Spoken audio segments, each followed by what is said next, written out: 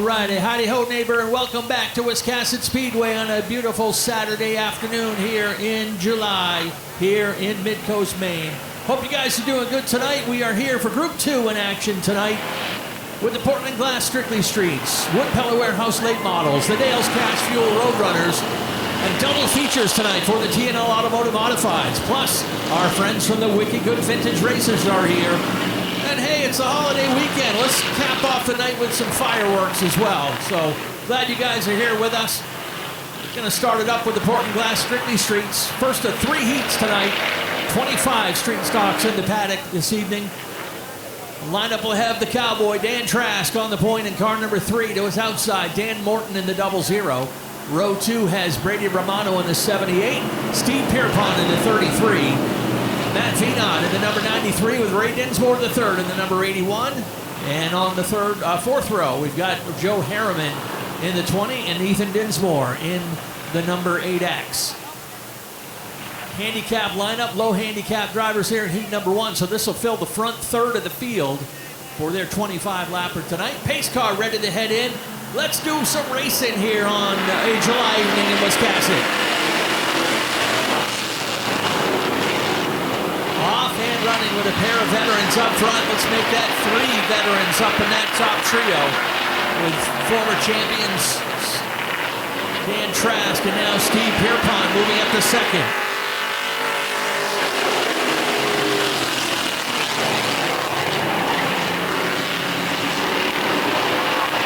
Trask a little sideways out of turn 2 down the back chute. Gathers it up and Pierpont pulls within a couple feet.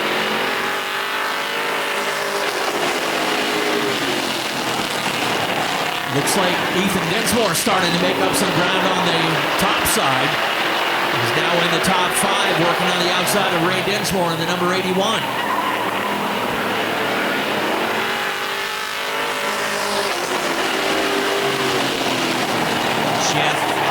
Has Dan Trask in the Jeff Minchin-owned number 3.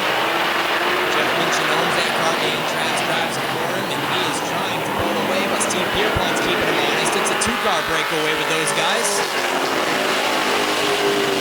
And that 33 is for sale, ladies and gentlemen, but Steve Pierpont, in the meantime, is going to have a little fun with it before it sells. So if you are interested in going strictly street racing at Maine's biggest and fastest, make sure to check out Steve Pierpont's ride.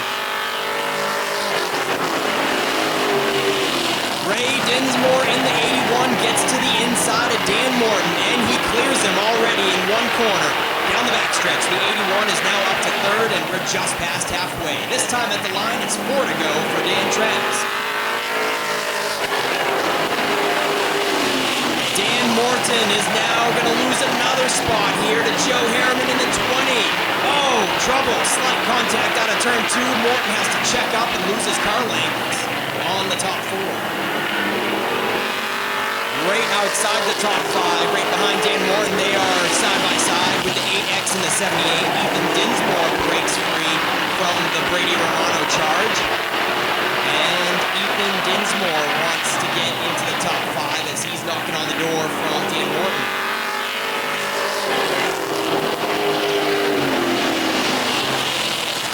Two laps to go. The top 2 have remained unchanged and spread apart. But the battle is heating up for third place as Joe Harriman plays nice guy and looks to the high side of Ray Dinsmore.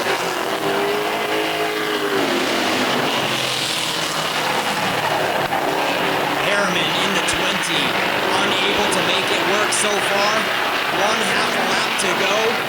Cowboy Dan Trask is coming to the checkered flag. Steve Pierpont holds down second, and a very valiant effort by Joe Harriman, but loses by a fender. Former champ Mac Hannon Jr. in the 08. He'll have his teammate Scott Eck on the outside in the 27. Chuck Wagstaff and Landon Tapley on row 3. Justin Galliu and Chaz Briggs are on row number 4 here for heat number 2. Time to light the fires and kick the tires, Big Daddy. And Pierpont strong on the start with Mac Hannon Jr. in tow, and Jr. is going to force the situation, sticking a nose in there, letting Pierpont know he's ready to move to the front. He backs out of it before they go 3 wide, and Amara Parker brings it back up along the high side. A little contact down the front stretch, door to door, as Amara Parker fights back hard in lap 2. Parker in the 3 has the advantage this time going into 3. Oh man, she is close to clearing for that top spot. Can't quite do it yet. Still 2x2 through the whole field. Strictly Street qualifier number 2 is really shaping up to be a good one. Ed Pierpont cannot fight off the hard charge from Amara Parker. And teammates in row 2 still waiting patiently. Matt Hannon Jr. and Scott Eck knocking on the door. Chuck Wagstaff and Landon Tapley waiting patiently in row 3. These guys are still 2x2 just as the initial start. Amara Parker washes up a little high in turn 1. If she wants to take over the top spot and clear Pierpont, she is going to have to squeeze him down more than that. She is giving Pierpont all kinds of room on the inside. Flags are out, 5 laps to go, and my oh my, it looks like we're under caution as they're still 2x2 just as they were on the initial start. This is insane, ladies and gentlemen. Magnets all through the field.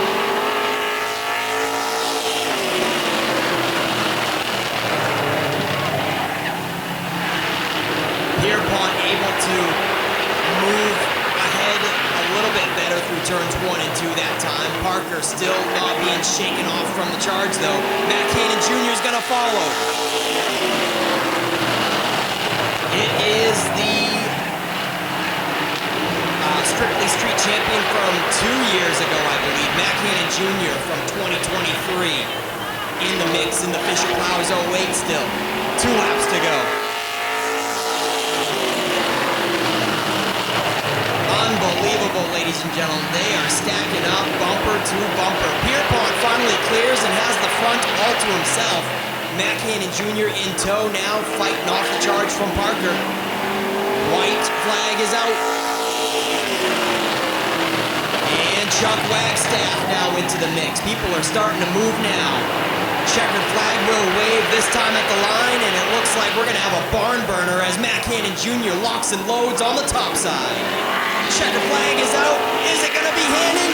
Yes, it is. A 1-lap dash to the front. Matt Hannon Jr. waits patiently in 3rd until the final lap and gets her done. Boogity, boogity, boogity. Here we go one more time for the Portland Glass Strictly Streets. Emery and Emerson. And from the top side, Zach Emerson clears Sean Emery. Pulling up in line 2 is the 7 of Burgess alongside Emery now, the most recent feature winner. And Dan McKay Jr. in the Naughty 40 is going to try to make it a 4-car breakaway. Scott Wiggin in the 26 makes up your top 5, but unable to hang with the top 4. They're putting a few car lengths in between them.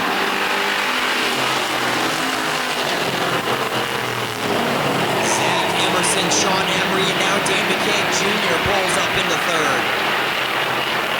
We got a side-by-side battle shaping up for the top 5 spot. Here comes Billy Childs in the Neil Lawrence number 2. Billy Childs makes it a quick pass for 5th. Dan McKay Jr. pulls up to the top side of Sean Emery for a 2nd place battle here with the 13 and the Naughty 40. Zach Emerson trying to pull away in the 23. He sees that neon yellow greenish number 40 coming in the rearview mirror, and Zach Emerson wants to pull away as far as he can with only 5 laps remaining here at the line. Halfway.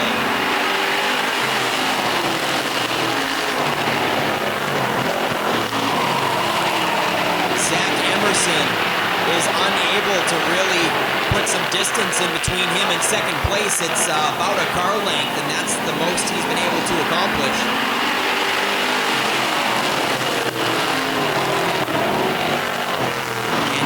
McKeag Jr. is not quite making quick work of Sean Emery. They are still going at it, door handle to door handle for second. Emery not giving up without a fight. Billy Childs in the 2 has entered the chat. Almost 5 cars under a blanket now, as Billy Childs is going to work on the top side of Ben Burgess with 2 laps to go this time. The Purple People leader, number 23, is hanging on by a thread. They are all over the back bumper. McKeag Jr. is making progress on the top side and sticking a nose just barely to the right rear quarter of the 23 with 1 lap to go. Oh baby, Ben Burgess is boxed in. The 7 had nowhere to go and Billy Childs gets around him. Can Billy Childs get third as McKeag Jr. works on the lead? We're gonna have another photo finish here at the line. And it's Zach Emerson by a foot. Holy cow, another one of those famous last lap endeavors by Dan McKeag Jr. falls short by about 1.5 feet. The number, the 74, that is Doug Lalemi. That's a 67 Chevelle. The 282 is Bobby Simons. That's the 67 Chevelle. These seem to be pretty popular out there today. The question mark driven by James Osmond. That is a Pontiac GTO 1965. Yeah, that's right, buddy. This is a visiting tour, but they're not all visitors. That question mark car of James Osmond is a very familiar face hanging around the pits at Wiscasset Speedway. His son is Brett Osmond, who will be piloting the 05 in the late model class in just a bit. But right now, Old Pops in the question mark wants to have some fun. I think this is the first time that we've been able to see James Osmond pilot a race car this season. He's been kind of taking a backseat to his son's racing program, as well as being the owner, fabricator, and operator of Coastal Race Fabrication, helping out a lot of our competitors here at Wiscasset Speedway. So we thank James Osmond for all he does.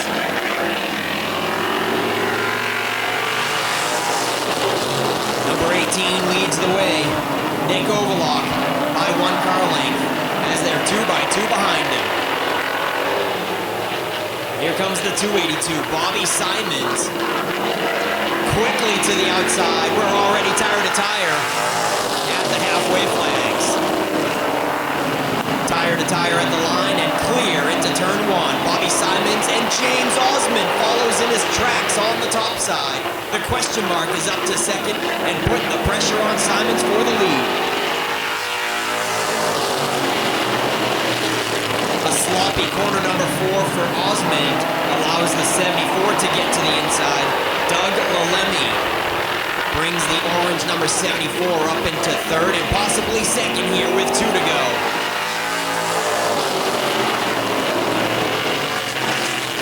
Up into fourth is the 97 of George Haskell, and 5th is the 9 of Norm Judkins. White laundry is in the air for Simons in the 282.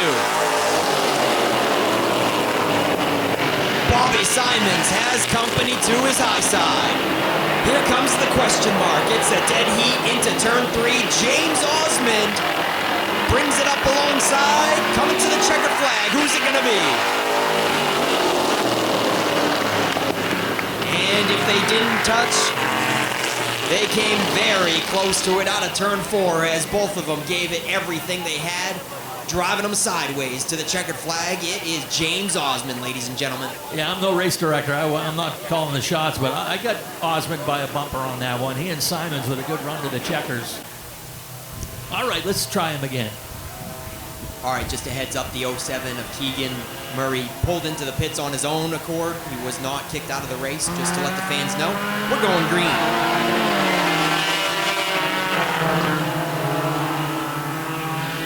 And it's Logan Hall in the 13X. Gavin Giroux in the 02.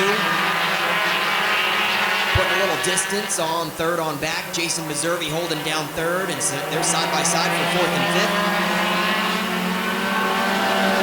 quick pass out of turn 4 for Gavin Giroux. Puts the 0-2 Toyota Celica up front. And another pass for third place. It's Jason Sears in the 11. Followed by the 7 of Carl Conan up to 4th. And Meserve in the 57 has fallen back to 5th.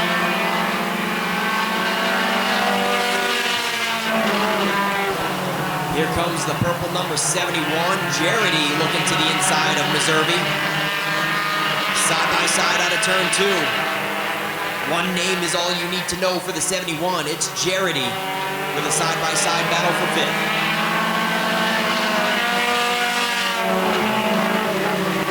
Jarity takes over the top 5 now. And the 11 of Jason Sears gets by Logan Hall for 2nd. It's a long stretch up to that yellow taxi of Gavin Giroux, checking out in a different area code. But Jason Sears is going to give it everything he has to try to close that gap. Let's see what the lap times look like. 19.4 for Gavin Giroux versus a 19.8 for Jason Sears. That is almost half a second quicker for the 0-2. 19.5 last time around for the 0-2 versus a 19.7. We got some contact in the middle of 1 and 2, a little bit of a skirmish. Possibly everybody keeps on rolling to keep it green. The 13X comes to a halt. Logan Hall having trouble in the grass on the inside of turn 2. And unfortunately, the yellow is going to have to fly for Logan Hall in the 13X.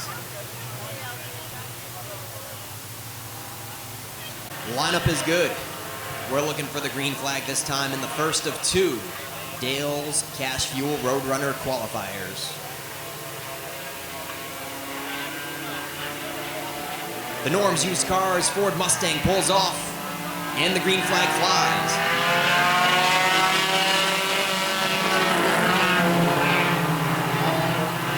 And the 07 of Keegan Murray wants to move despite being 6 laps down.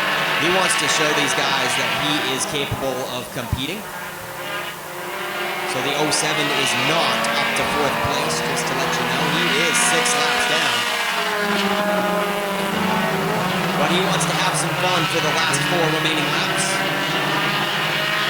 Gavin Giroux is unfazed from the restart and pulls away to a couple car lengths in a hurry with 2 to go now for the 0-2.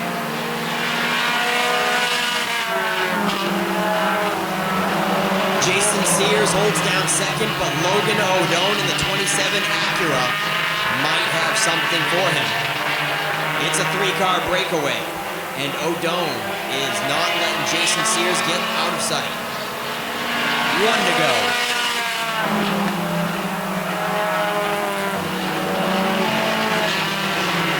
Gavin Giroux in the Chip Farrington-owned number 02 Toyota Celica is going to lead this one wire to wire for the first qualifier in the Roadrunners.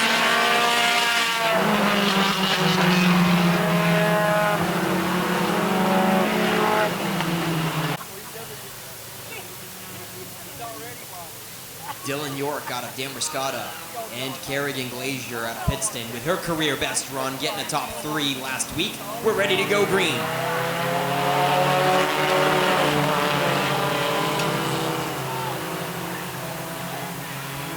Still side by side, Dylan York and Glacier with Kyle Enman, the former champion of last year for the Roadrunners, right up tight in the red number 5.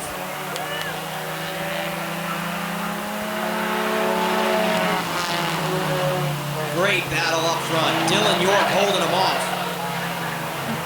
Kerrigan Glazier falls back. We got a little bit of sideways action for the 44, but they hold on to it. It is Hayden Carver back underway in turn 2, and the green flag remains. And Kyle Enman has made quick work of Kerrigan Glazier. We got contact in the middle of 1 and 2. It looked like Enman clipped the curb, and it washed the car up across the nose of Dylan York. Definitely did not look intentional. Looked like a rookie mistake there by Enman. Oh, he's got more troubles. There is definitely something amiss on the 5. off the pace at the top of the track and heading down pit road. Probably a flat tire on the defending champion. So the race remains, and Kerrigan Glazier leads the way, ladies and gentlemen, in the 99.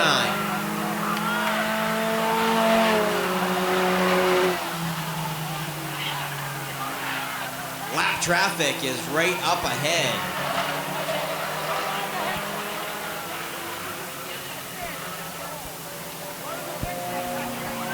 Kerrigan Glazier approaching lap traffic. Looks like she's going to be unfazed from the 8 of Eugene White. And Hayden Carver in the 44 up next. Kerrigan Glazier unfazed out there, still extending that lead over Dylan York. Just past halfway. 4 laps to go now. Glazier with a 19.5 second lap times. Dylan York with a slow lap time that last time around. It was 20 seconds flat, half a second difference. Let's see if Dylan York can pick it up this time now that he's clear of lap traffic. And he certainly does. 19.9 for Dylan York that time. I knew he could do better than that. 2 laps remain for Kerrigan.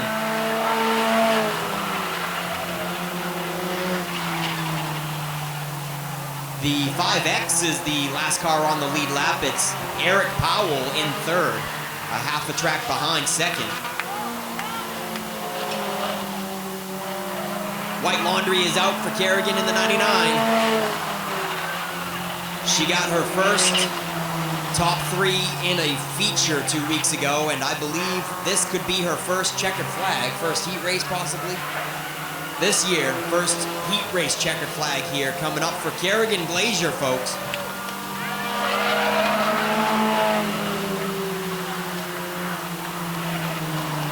Nice run for Kerrigan. I stand corrected on the first heat race checkered flag. She had 2 heat race wins last season, but this is her first checkered flag in a heat race this year.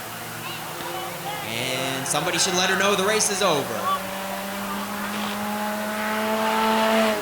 She just really wanted to make sure she got that checkered, Ken. Better to be safe than sorry. I've seen people bail out on the white flag by mistake. So lights out are on. Lights are out on the Norm's Used Cars Ford Mustang.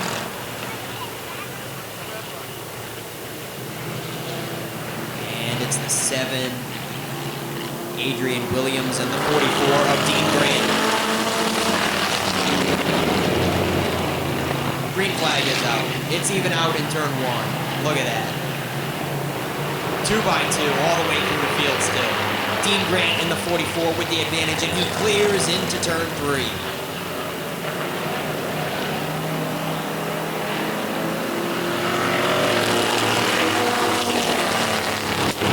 Dean Grant in a 1935 Ford. And the 38 now is moving up on the high side. A 57 Chevy driven by Addison Bowie, looking to the top of Adrian Williams.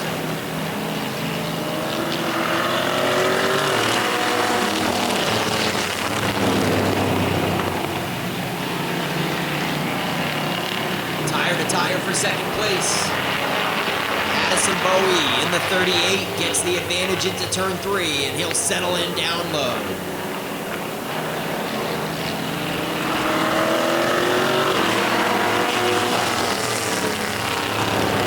Roger Raymond in the 49 is making it difficult for the leaders to go around.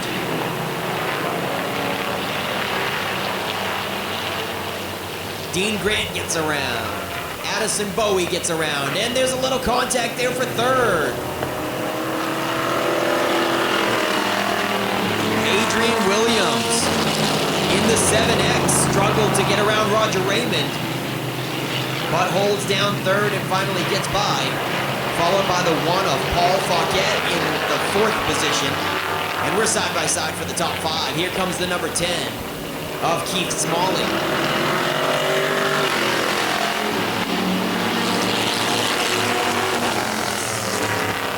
Keith Smalley is on the move. Gets into fourth place on the top side. Now crosses over down low and looks to the inside of Adrian Williams for third. And we got 2 laps remaining.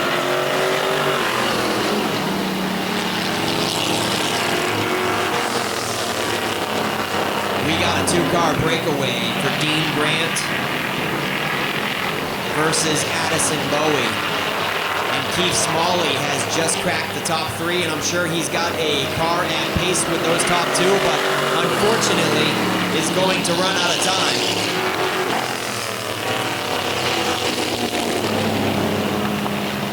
Trouble for Roger Raymond once again. They're trying to get his attention and get him off the track. He's almost at a halt in turn 3 and really bunching up the field. The checkered flag is going to fly for Dean Grant.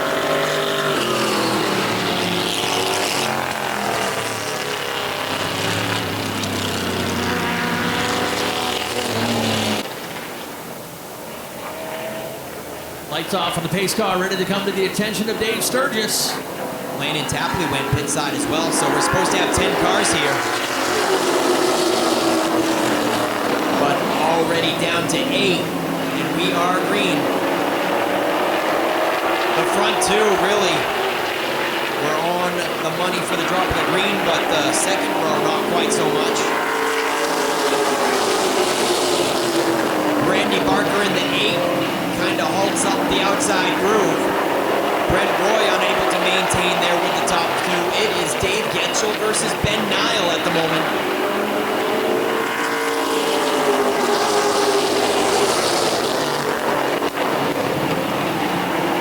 Ashton Burgess, the rookie, number 34, pulls up along the top side of Brent Roy and puts a nose out into third.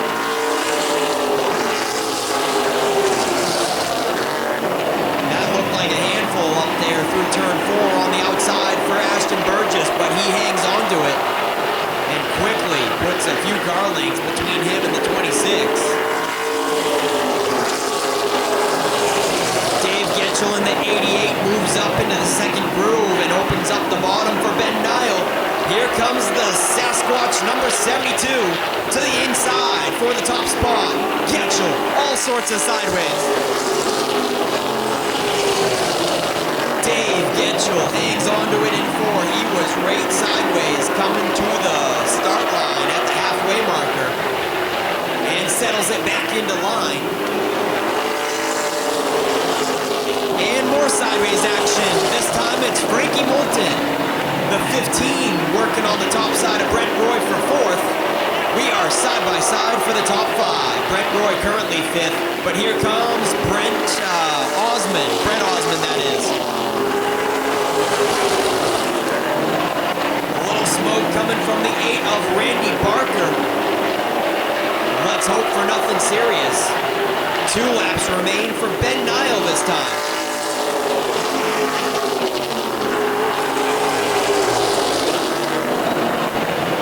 Ben Nile, Dave Getchell, and Ashton Burgess is not done yet. A lap and a half to go for Burgess, and he is uptight on the back bumper of the 88.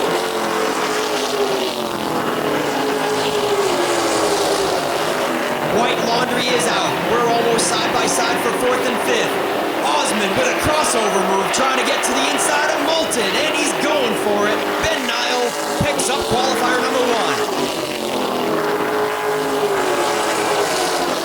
It is Ben Nile, folks, with a shiny new wrap and a shiny new checkered flag he can hold in his hand. And making his late model debut, Chase Burgess in the number 34. That is the young son of Jeff Burgess.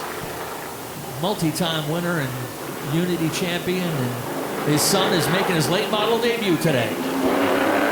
Green, green, green.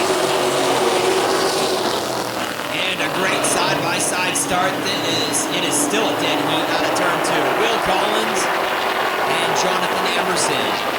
Harding, surprisingly, unable to hang with the top 2 in the 38. As Ken mentioned, the 38 is the Coastal 200 winner as well as the opening day winner, and he is certainly struggling right here. Chad Dow's knocking on the door, but unfortunately boxed in as Tiger Colby works the top. Up front. Jonathan Emerson clears Will Collins. Collins settles into second. Daniel Harding playing defense with Tiger Colby on the top and Chad Dow on the rear bumper.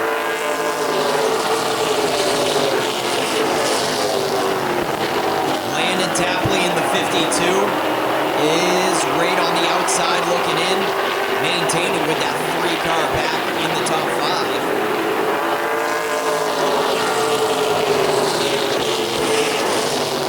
Happy to have the 86 of Patrick Murphy back. He did not skip a beat as he took a hard swipe to the backstretch wall 2 weeks ago last time we saw him, and he got everything patched back up. You can see it's not completely up to par. He's got a little duct tape number 86 on the right door of it, but hey, we'll take it just to have him back out here and racing and not miss a points race. Tiger Colby unable to make any progress on the top side of Daniel Harding, and right now he's fallen back away from the 38 and battling door to door with Dow. They make contact. Hard contact into turn 3. Tire smoke billowing off of him, and Dow thinks he may have something wrong with the right front as he turns the tires and checks if everything was okay from that lock-to-lock contact. Colby shakes him off and holds down 4th as the white flag flies. Qualifier number 1 of 2 for the Wood Pellet Warehouse late models is going to go to Jonathan Emerson.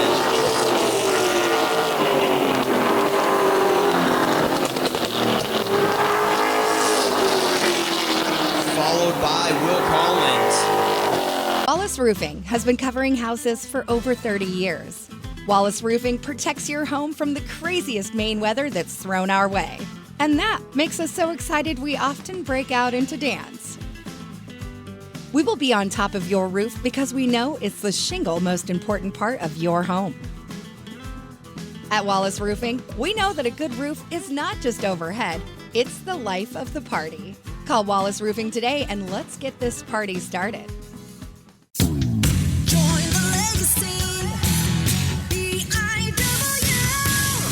Time to consider your future begins today. Entry-level trade positions now starting at $23.50 an hour and up to $28.19 an hour with experience. Same incredible benefits and career growth opportunities from high school graduation to an exciting career change. This is your time. Join the legacy.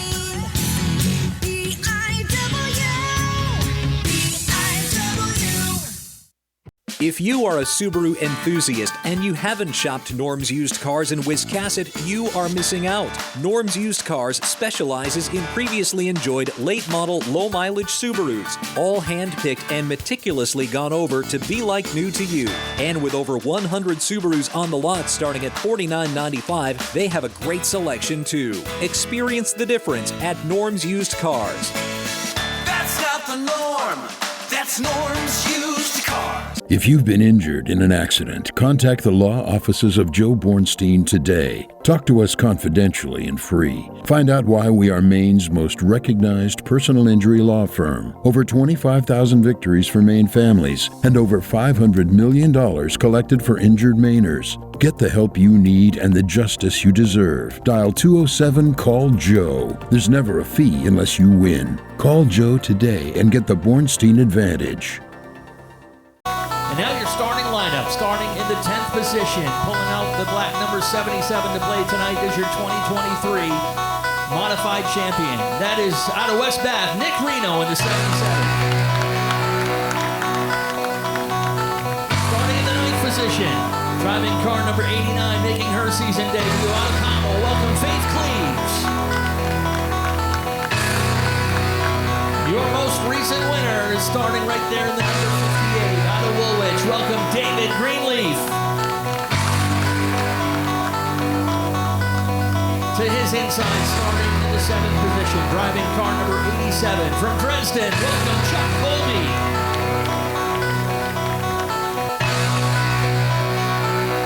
number 3 on the outside is your reigning and multi-time modified champion. And the number 1 from Woolwich, welcome Adam Chadbourne. To his inside, starting in car number 6 in the 5th position. Out of Bridgeton, welcome Zach Bowie. Your opening day winner starts in the 4th position today, driving car number 77 from West Bath. Welcome Reed Reno. To his inside, driving car number 44 from Saco. Welcome Jeff Meserve. And on the front row on the outside is a veteran out of West Gardner, driving the number 03. Welcome Gary Norris Jr.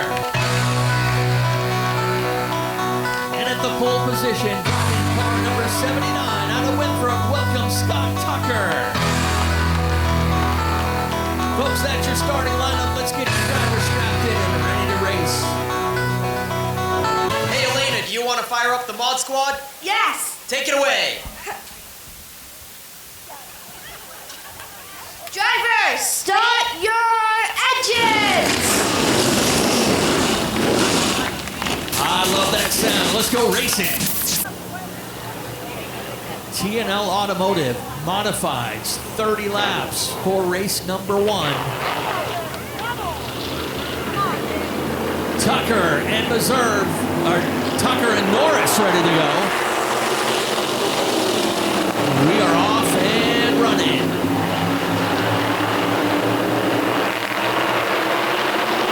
Patience, the name of the game in the early going on these races. We're lined up by handicap, so the top dogs are in the back.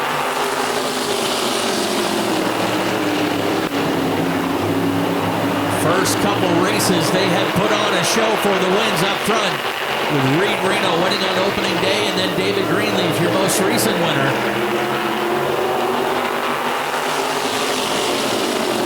Scott Tucker leading the way.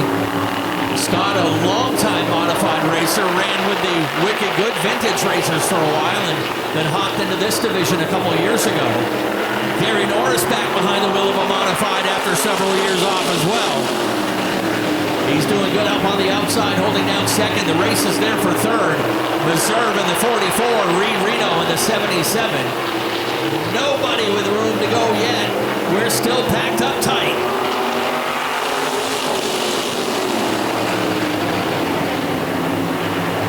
Norris coming back strong on the outside. Reed Reno trying to come into the picture as well. Has got third to himself at this time.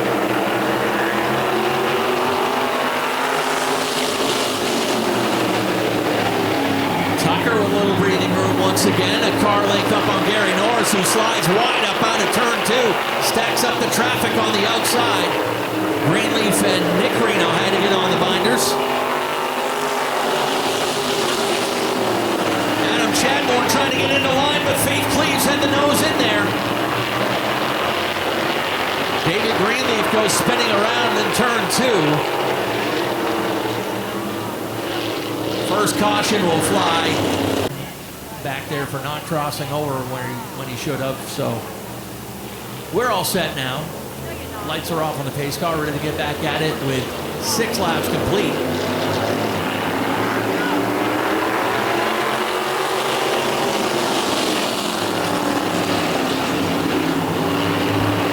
Chadbourne's in a better spot now than before the caution. Zach Bowie now coming into the picture in the number 6 up on the high side.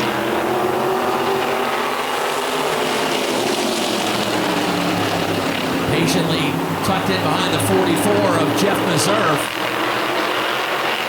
Adam Chadbourne out there as well. Everyone chasing Scott Tucker. Meserve goes up wide, opens up the inside. 3 wide, and Meserve drops anchor, goes from 2nd to 10th in less than a lap. But everyone comes out clean, and here comes Zach Bowie to the lead. Patience paying off for the veteran in the number 6.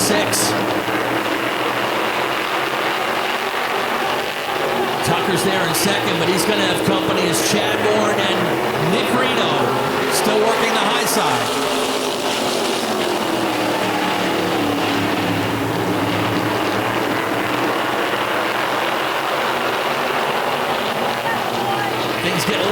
down there from about 5th position back. Faith Cleaves in the 89. He's looking to the inside of the 0-3 of Gary Norris. In the meantime, Chuck Colby driving around all of them. Chadbourne with troubles in the 1.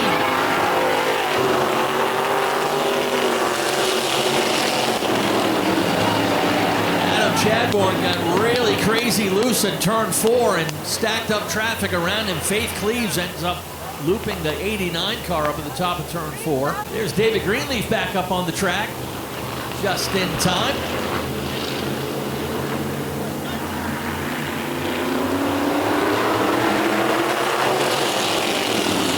Oh, Tucker in the 79 doesn't go as quick as Bowie. And more trouble for Greenleaf. He is certainly not happy here. Greenleaf spins the tires and lights the fires in the 58 and heads down pit road once again. Very displeased at how this mod race is going. In-out Automotive out of J Maine for their support of the mod squad. All right, Zach Bowie's still on point. He's got the 77 of Nick Reno to his outside in this restart. Nick started this race back in 10th and he restarts in 2nd. And the cream starting to rise to the top. Here comes the kid on the inside.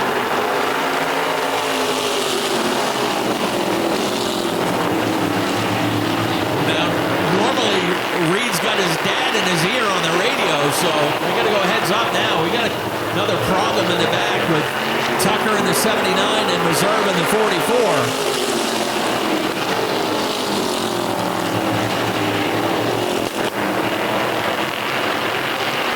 Tucker gets it back on the track, but pulls up right in front of the leaders.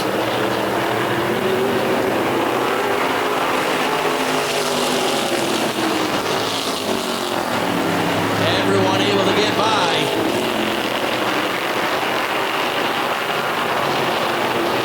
Just past halfway, we'll make it 16 complete this time by the line.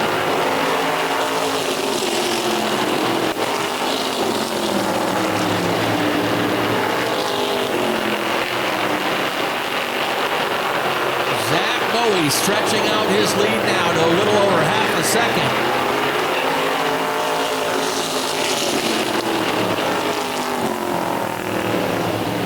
More trouble over there in the back of the field. Gary Norris in the 03, David Greenleaf. It is not his night. Speedleaf involved again. And Faith Cleaves in row 3. We're ready to turn them loose once again. Norm's Used Cars Ford Mustang pulls off.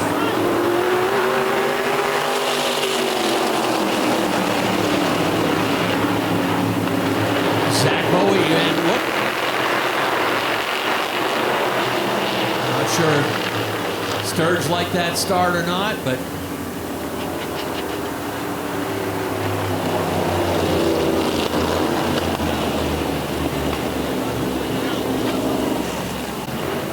helps eliminate the games. One guy jumps, they both flip to row 2.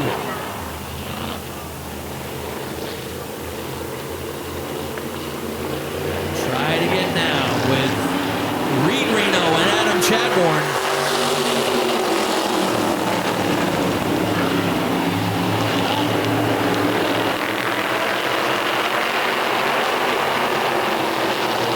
Trying to gun for his 2nd win of the season. Pulls the train down the front stretch. Zach Bowie trying to regain that spot that he held for a few laps. He'll move up to grab 2nd. Peeking to the outside, pulls out just in front of Chadbourne.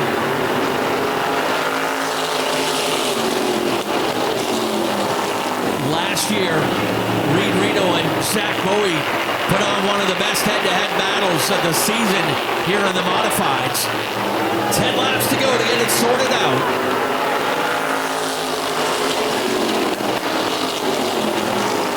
Chuck Colby into the picture as well. Always patient in that 87, waiting for things to get sorted out. And when it's money time, he is up there in the top 3.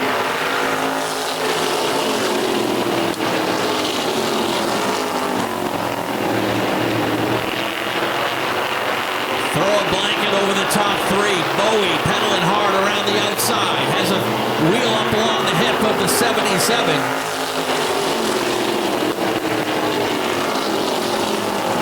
Reed a little bit better coming out of the turn. Backing up that corner just a little bit to make sure he stays down low. Gonna make Bowie earn it on the outside.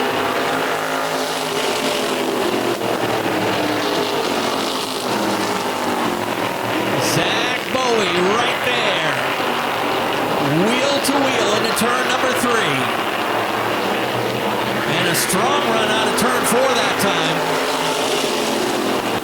Put the 6 at the top of the scoring pylon. Adam Chadbourne with trouble again. Adam Chadbourne fighting some handling issues with that number 1 car.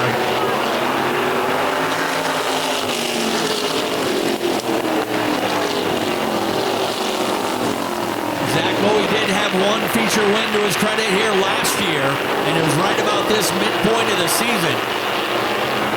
And he's back up front and in charge. Reed Reno, they had him at a dead heat at the line for second place, but Chuck Colby with a good run down to turn 3 will drive around and into second.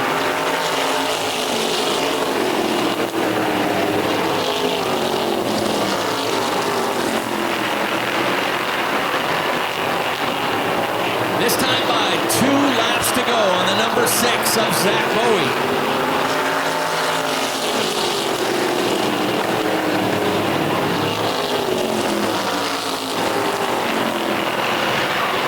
Two-car breakaway, and now Chuck Colby peaking on the high side as they get over to turn 3 and 4.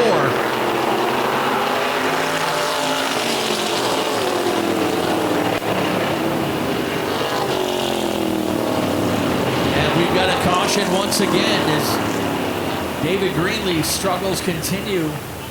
He spins it over there in turn number 2.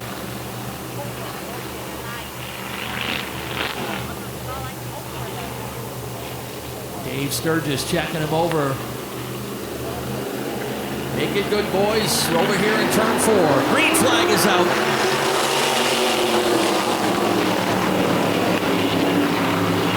Bowie got a good jump. Shakes off a little bit of challenge from Colby. Chuck's going to stay up in the second groove with white flag in the air.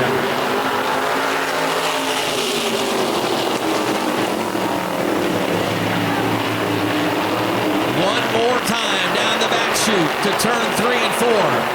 Final time through, double checkers in the air. Zach Bowie will get the win. An eventful race for the TNL Automotive Modifieds. Third different winner of the season rolls in to grab the checkers and the honors.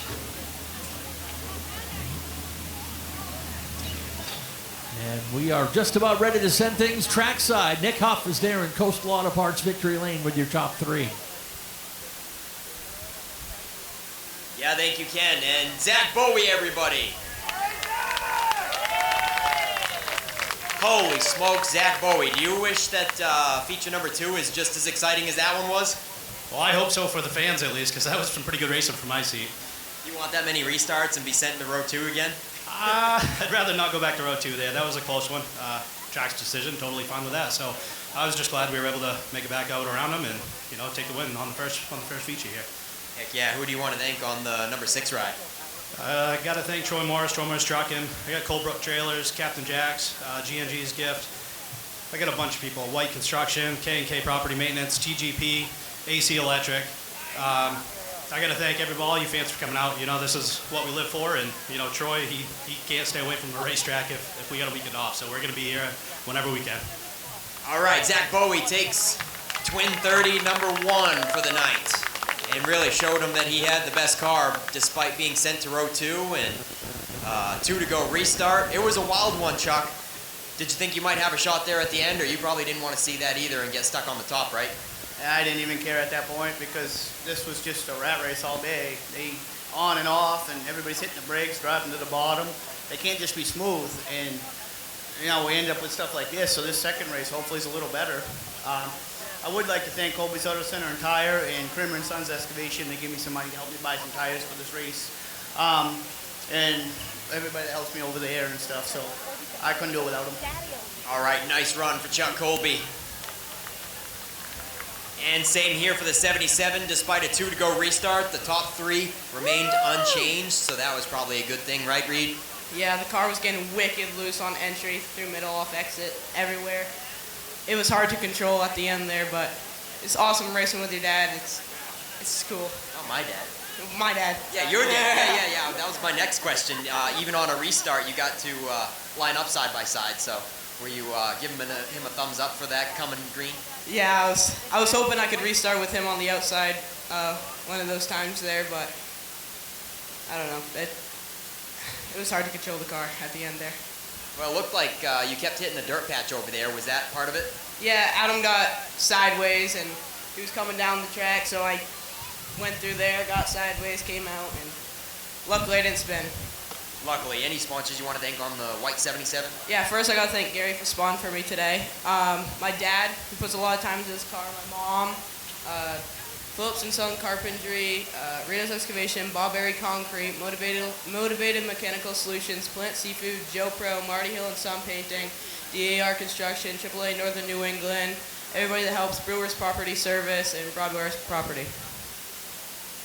All right, that's going to do it for the Mod Squad Twin 30 number 1 top 3 in Coastal Auto Parts Napa Victory Lane.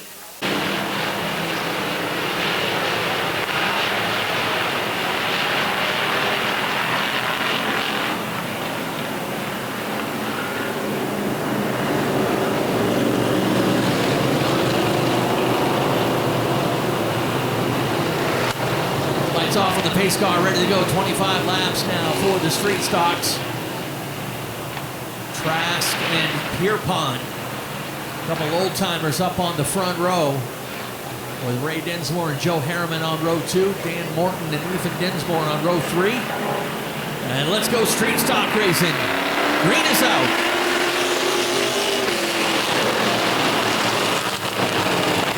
Everybody on the way.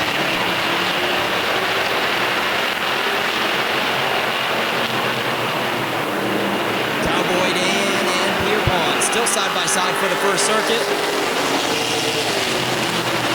2 by 2 for the front 6.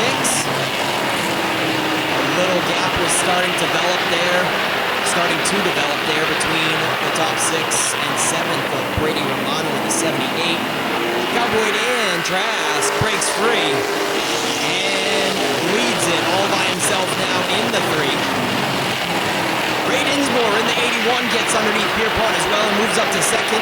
Pierpont has a brief moment of an inside opening. Will he take it? Oh no, he's going to get forced 3 wide. Steve Pierpont gets shuffled out of line in the 33X. He falls from 3rd to 6th now. It's Joe Harriman in the 20 up to 3rd. And inside of him, Dan Morton in the 00 is knocking on the door. Joe Harriman holds him off and settles it in line. Morton loses ground on the top 3.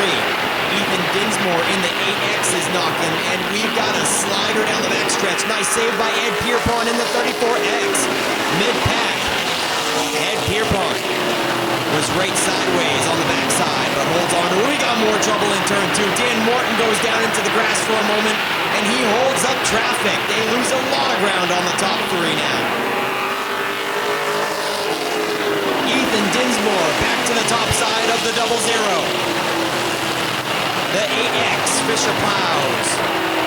Camaro with another Fisher Plows sponsored ride just behind him. The 08 of Matt Cannon Jr. is coming up through the field.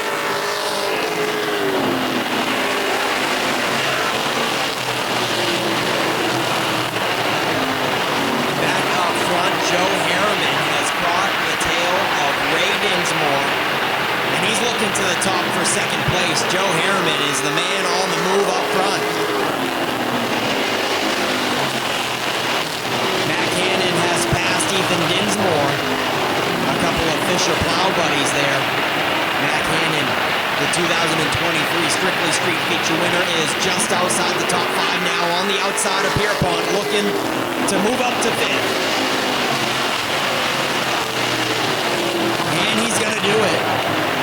Matt Cannon Jr. is on the move on the top side. Way deep in the field. We got 3 wide action down the backstretch. Almost 4 wide stuff happening. It is still 3 wide into turn 3. It's wild back there for last place. Ben Burgess is right in the middle of that. The most recent feature winner from 2 weeks ago. Burgess has a very long ways to do it if he wants to win back-to-back. Very unlikely, but not impossible. We got smoke coming from the 0-0. Dan Morton is about to blow, it looks like. He is currently 5th, and he is throwing smoke all over the 33X of Steve Pierpont. Black flag is going to have to come out for the 0-0. Tough break for Dan Morton in the orange 0-0. He's going to be shown the black to head pit side. Traffic still trying to make their way around. Pierpont loses another spot. This time to Ethan Dinsmore and Scott Eck. All the meanwhile, Joe Harriman has taken command. There has been so much action all the way through the field that Joe Harriman took command of this one, away from Cowboy Dan Trask. Just a few laps ago, Brady Romano in turn 4 gets T-boned by Ed Pierpont in the first yellow flies. Oh man, Brady Romano in the 78 has had a very difficult season, and it continues here today. The driver's side door is all caved in. The left front wheel cannot turn. It is locked to the right, and Brady Romano attempts to limp it to the pits by himself.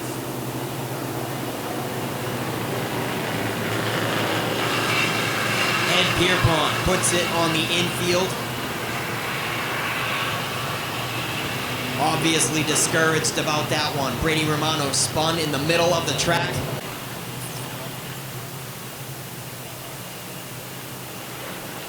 And he's currently sitting in the top 3, hoping to be able to bring home his second piece of Wiscasset Speedway hardware. But as we like to say, the cream is starting to rise to the top, and the front is going to get competitive here in just a bit.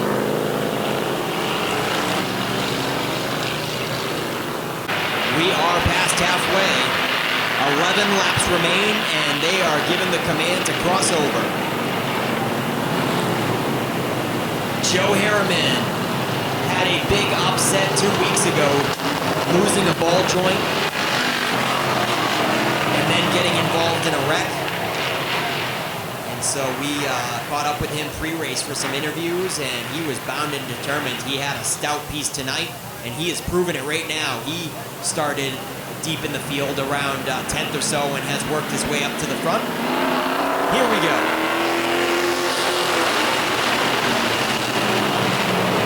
Green, green, green. Cowboy Dan Trask getting stuck up top. Ray Dinsmore is going to pass him back for second. Joe Harriman leaves him by a couple car lengths.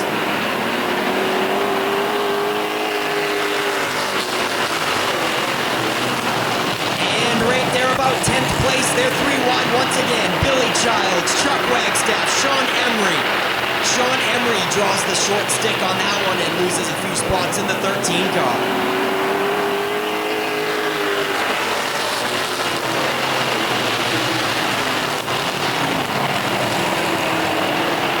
Cowboy Dan Trask certainly did not prefer his starting spot on the top side. He just lost 3 positions in 2 laps.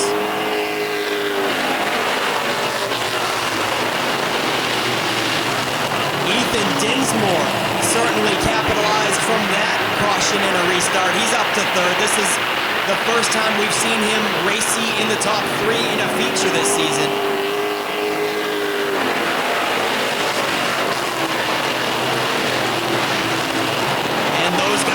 Side by side, they are not officially teammates, but they are work buddies from Fisher Plows. Both of them sponsored by their place of employment. It's Matt Cannon Jr. and Ethan Dinsmore. And Sean Emery continues to have some bad luck. He spins in the middle of 3 and 4 and brings out caution number 2. But on a better note, it does help your handicap to redeem yourself the week after, right, Ken? Yeah, absolutely. It's the price of success or the price of failure. It all evens out for you.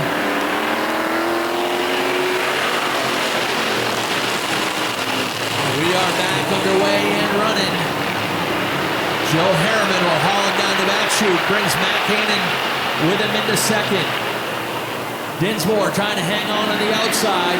Ray Dinsmore and Ethan Dinsmore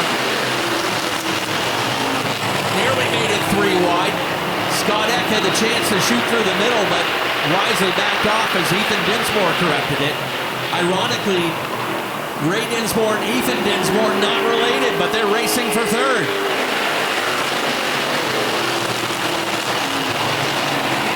Joe Harriman, a comfortable lead now over Matt Hannon with 10 laps to go. 5 to go, sorry, 5 to go.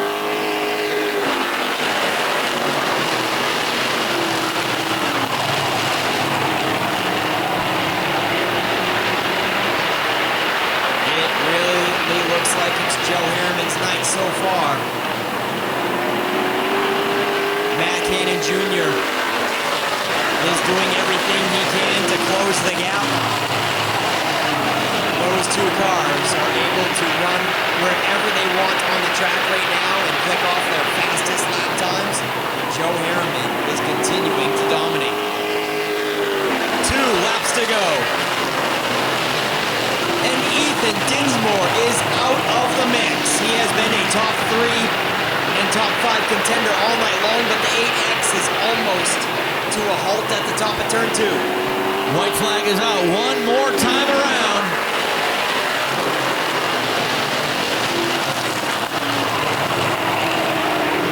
Matt Hannon Jr. Will he have a shot? Harriman's got a 2-car length advantage and the checkers are out. Joe Harriman gets the win.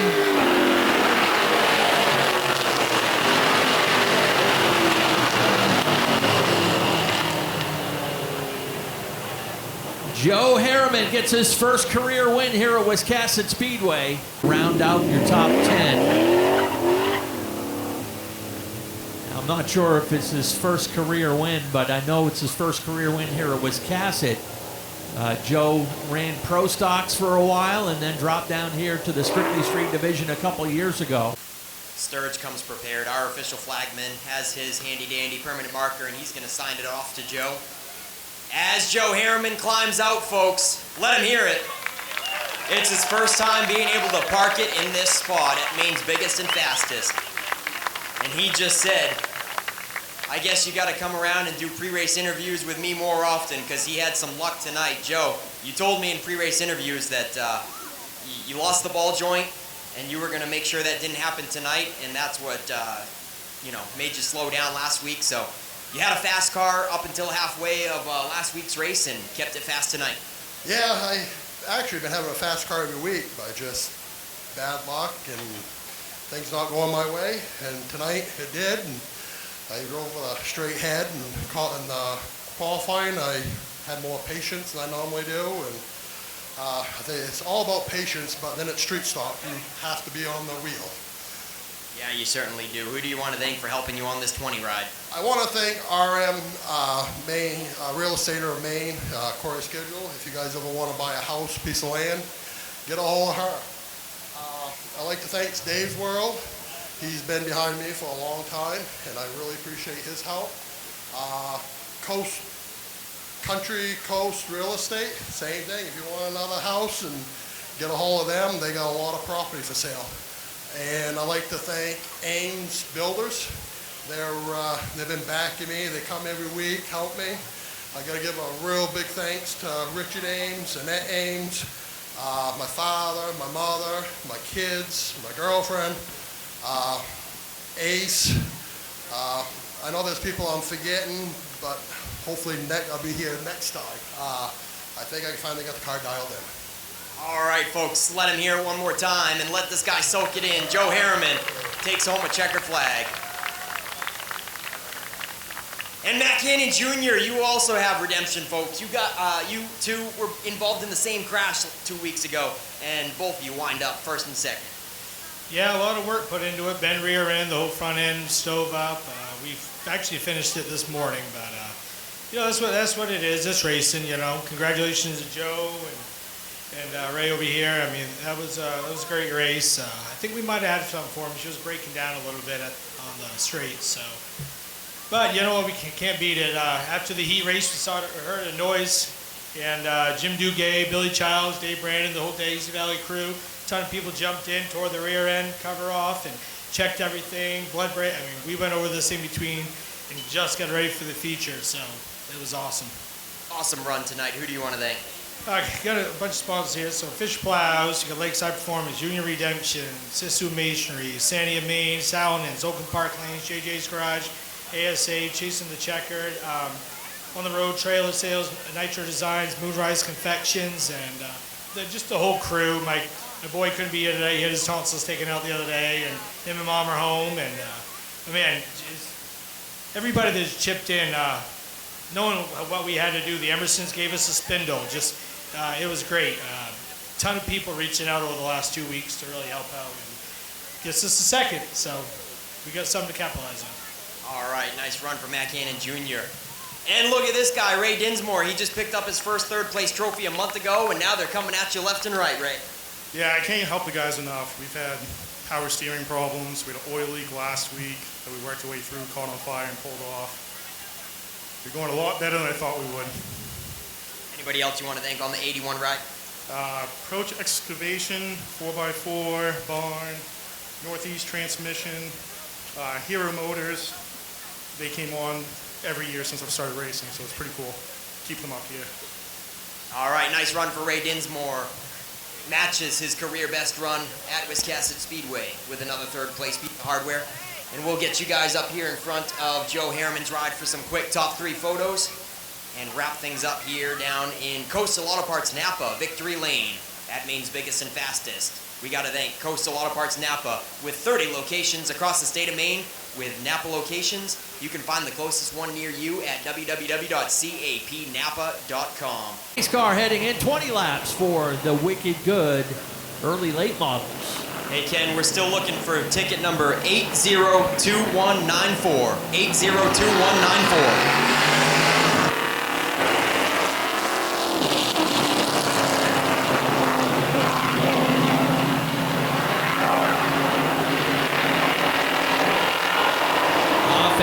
With that number 18 jumping out to an early lead, brings the 9 of Norm Judkins up to second.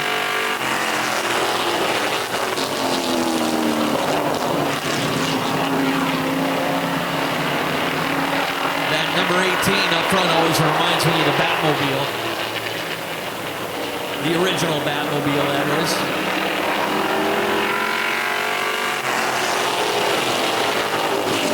Keep an eye on that question mark of James Osmond, already working up on the high side. He's moved into second. Now has a shot at the lead as they come into turn 4. Gonna get the door shut on him though.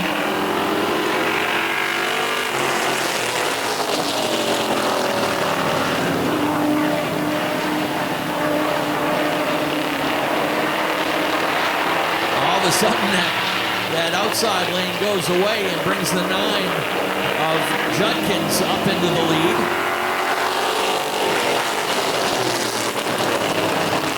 And James Osmond is on a mission. He didn't like that. Here comes the 74 of Lalemi. He'll go into the lead. And some contact over there in turn 4.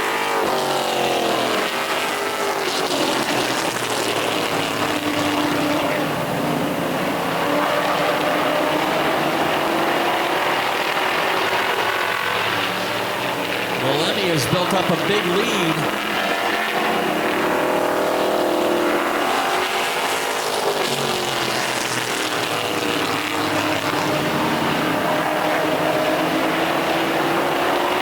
Starting to back it up a little bit, and Osmond now flying up to the outside to challenge for the lead.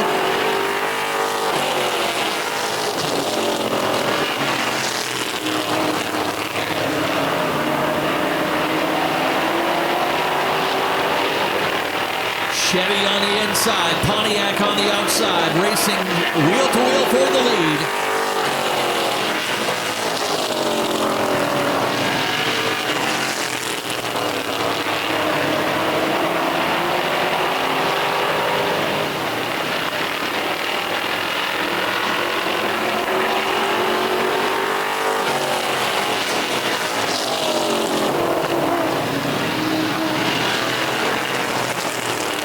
This time by to be halfway, 10 down and 10 to go.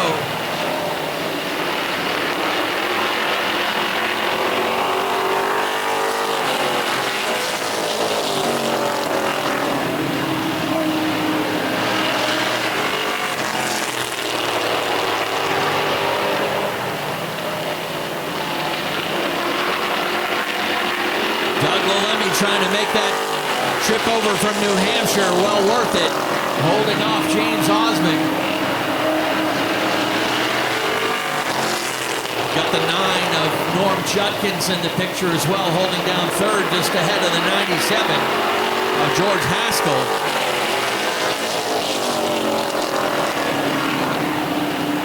Be good to have the telemetry on these guys and find out what the gap is between these two guys. It's got to be less than a tenth of a second.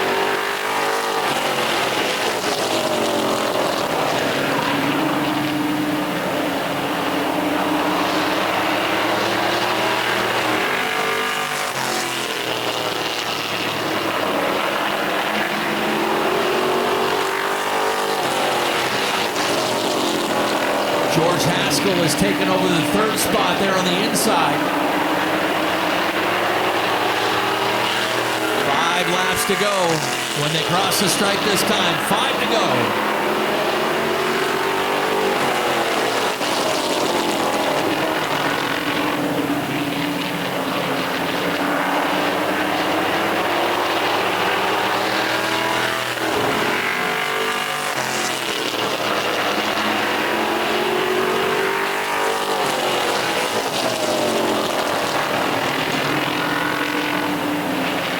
First and second up for grabs still. So is third. Bobby Simons has got a good seat for this one, sitting there in the 5th position. But he's on the outside looking in on a podium spot. This next time by the stripe. 2 laps to go. Doug Lalemme in the 74. James Osmond in the question mark.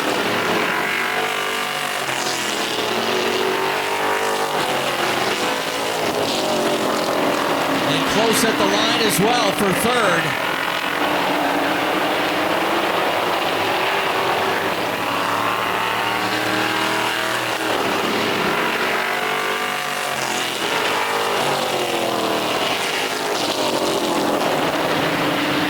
Final time around, and now James Osmond in charge of this one. He'll bring that question mark car around and take the win.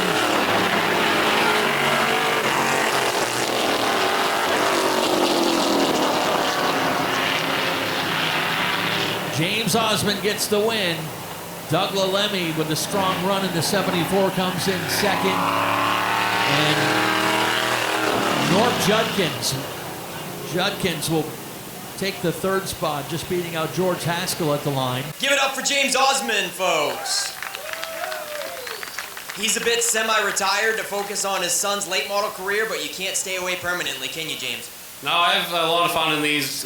John and Lorraine Rice own them, and I've driven for them now for about 11 years. And we built this one over the winter as a group, his crew, and I put some touches on it. And first time I've driven it, first time raced with this group, a lot of fun. Look forward to doing it again. All right, anybody else you want to thank real quick? Johnny's grandson, Nick, who from the heat, it was garbage. It was super tight, and he hit everything right. It just got better and better and better. 74 seemed to get a little tighter and tighter, and I knew at the end I was going to be okay. But it was a good battle side by side with him, so that's it. Yeah, it certainly was, and it was good to watch as well.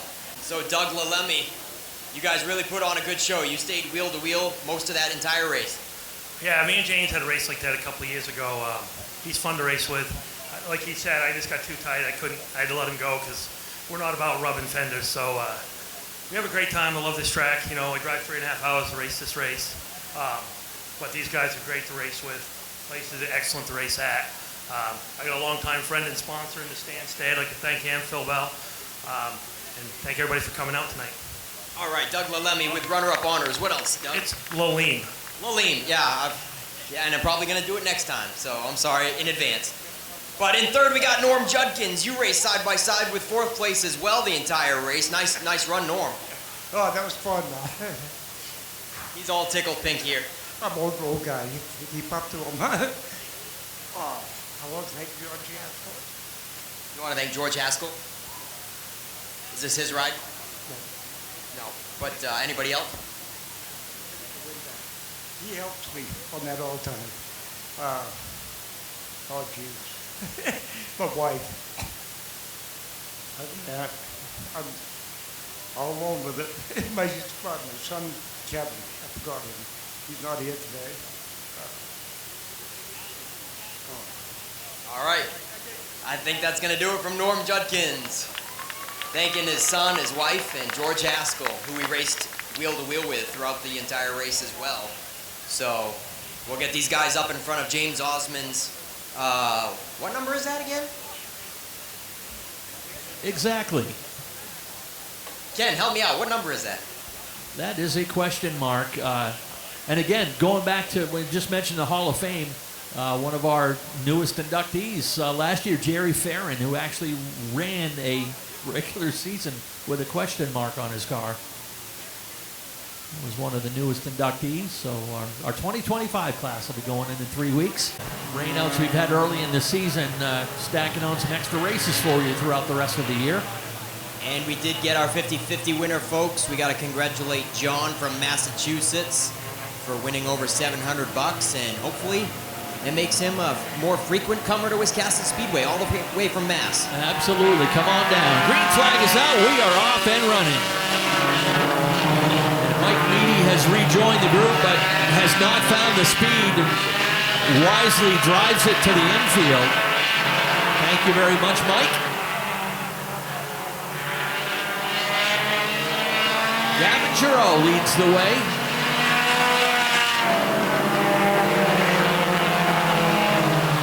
Jason Sears in tow of the 11.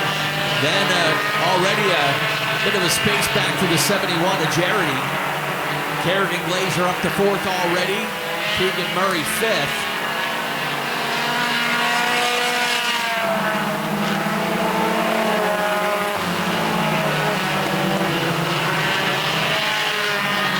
Good to see Kyle Edmond get things back together on the 5 car after right rear tire down.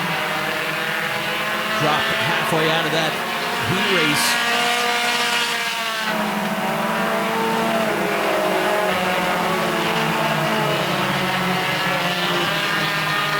And again, Gavin Giroux in the 0-2. He had a strong car 2 weeks ago, but had some mechanical issues knock him out while leading, as a matter of fact.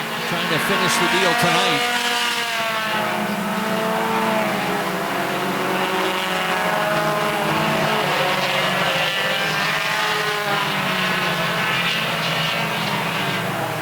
Here goes the 13X of Logan Hall down pit road. He'll drop out early.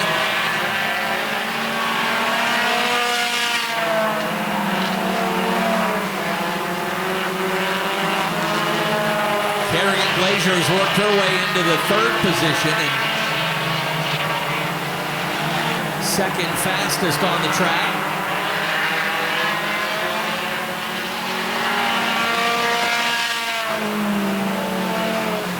Our race leader Gavin Giroux carefully picking his way through the lap traffic, puts the 5X of Eric Powell and the 44 of Hayden Carver each a lap down. That will only lengthen his lead over Jason Sears.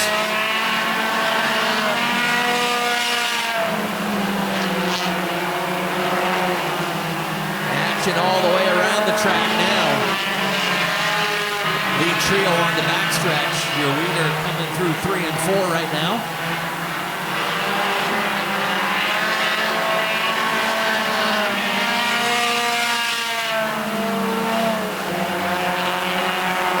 Right now, Kerrigan Glazer in the number 99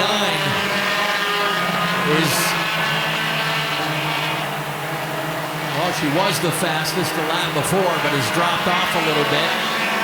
Kyle Inman on the move as well in the 5.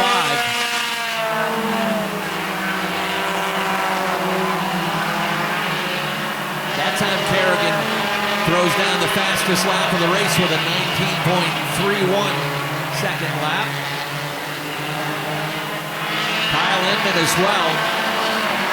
He was also 19.31. Does even better with 19.24 that time. So the 5 car right now the fastest on the track.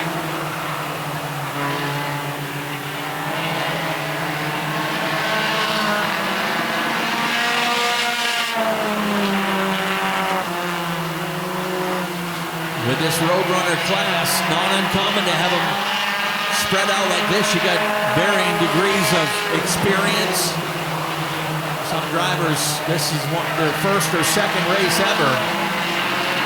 And there are rules in this class now on how long you can stay in it, at least how long you can stay in the race in the division as a top 3 or top 5 driver. Halfway.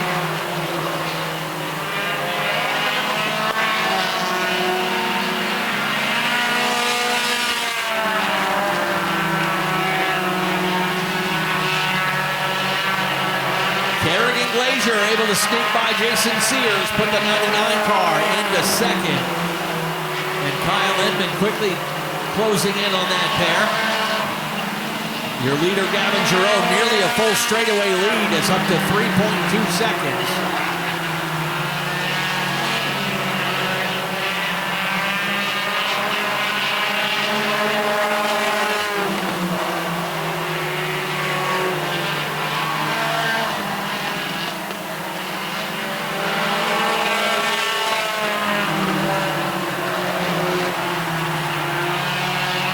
Flag is out on the 44 of Hayden Carver.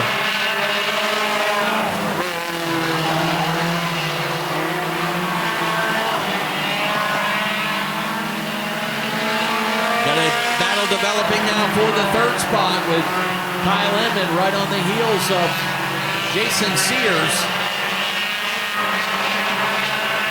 And Gavin Giroux continues to stretch out his lead. It's up over 4 seconds now.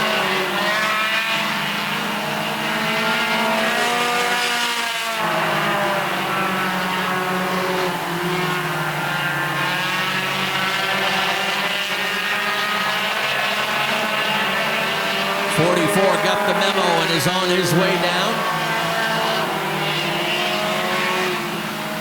Edmond has made it by Jason Sears and up into 3rd, but time is running out. That yellow number 02 of Gavin Giroux trying to lead wire to wire. He's got a lead of 4.2 seconds over Kerrigan Glazier. Now Ryan Inman running in the 3rd spot, or Kyle Inman that is, sorry. Kyle Inman running in the 3rd spot, Jason Sears 4th. Dylan York in the 7X has raced his way up in the 5th.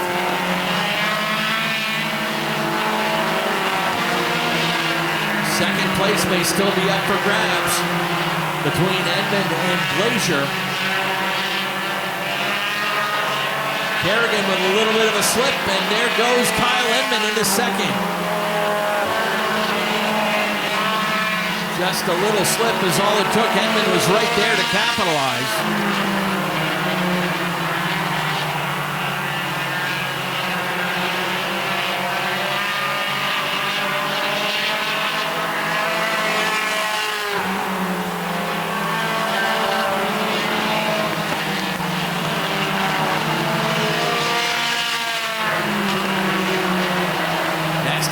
There'll be 2 laps to go on the 02.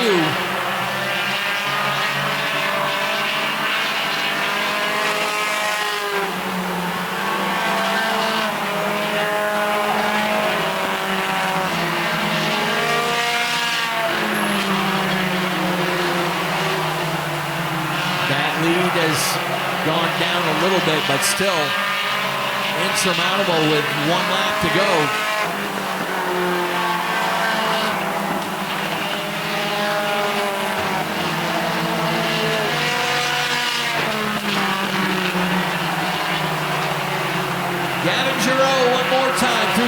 4 checkered flag is ready to fly.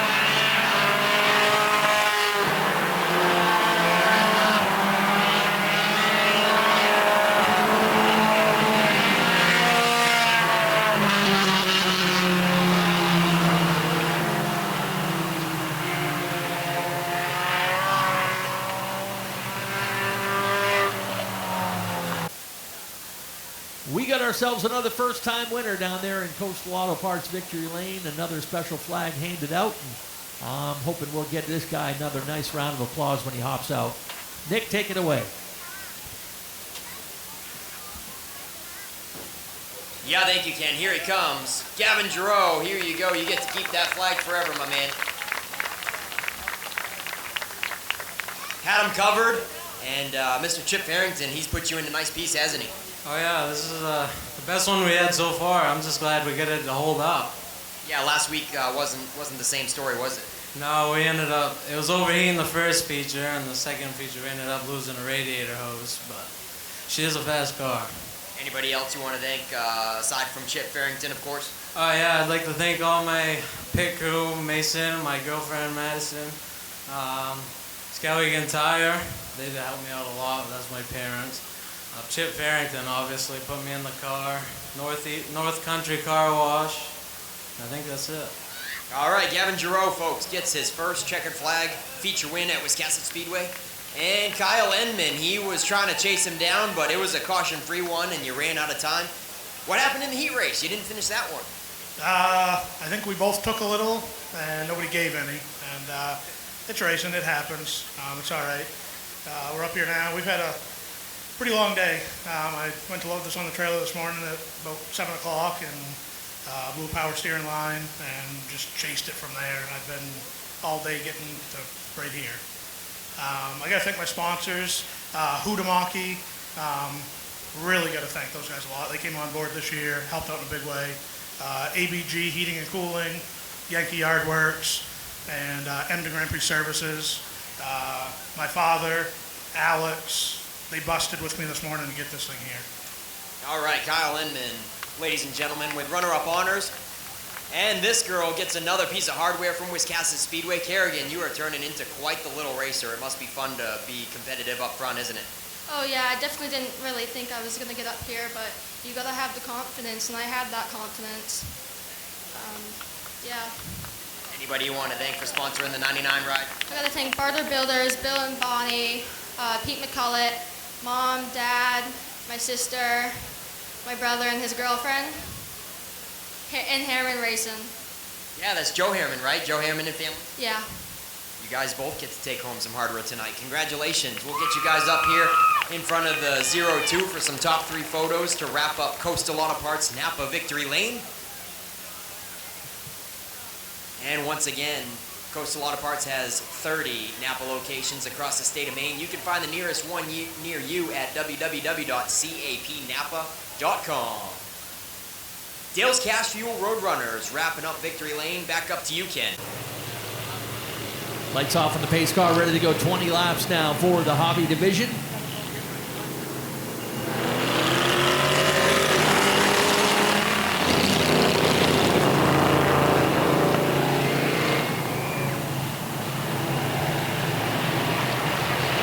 Off and running. Now I do know these guys well enough. I can tell you that Adrian Williams, the young man driving the number 7, is actually the grandson of Adrian Williams is the grandson of Keith Smalley, who's driving the number 10. So these may be old race cars, but they got some young drivers in them too. Williams and Addison Bowie going with a nice side-by-side run.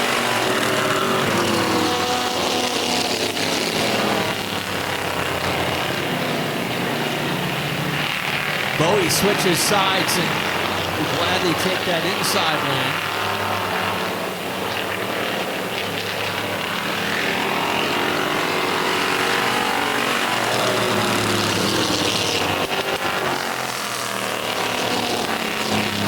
By the way, after this race is done, I'll let you guys know where you would have an opportunity to actually ride in one of these race cars later on in the month of August.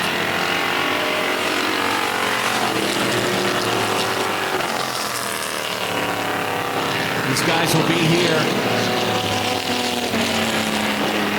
These guys will be here on Sunday, August 10th for the Maine Vintage Race Car Association Summerfest, and we wrap up the day with race car rides. So I'll tell you more about that when we get a chance.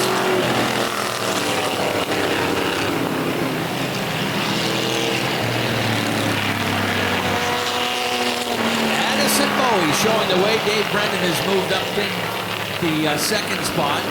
Shuffled Adrian Williams back to third.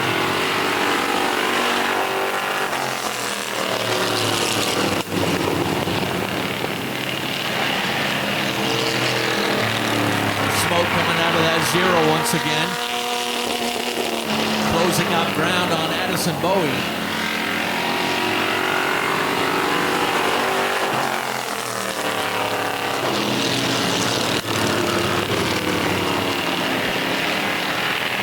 So Dave Brandon, Ken, we know that guy, right? That's okay, that's not the Daisy Valley gang, right?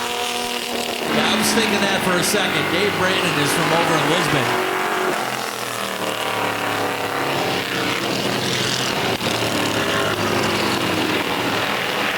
I would say Dave is old enough to drive a vintage race car.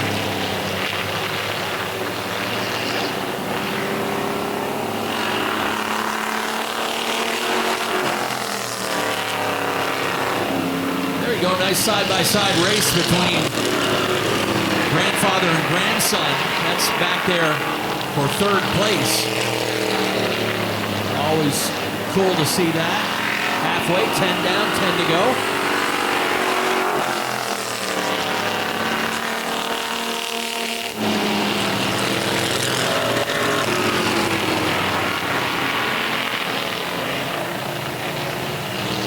Work their way around that one car of Paul Fauquet as they get to turn 3.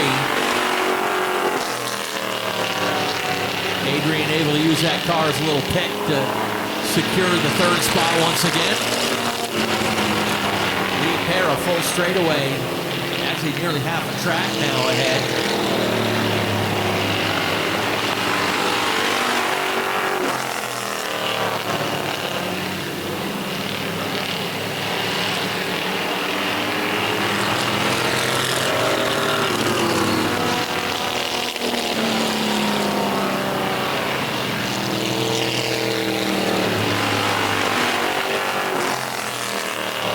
Working on a good three-car battle for the third and final spot in victory lane. Right now belongs to the 7 of Adrian Williams. Keith Smalley giving chase. And less than a car length behind in fourth. Dean Grant holding the 5th position in the 44.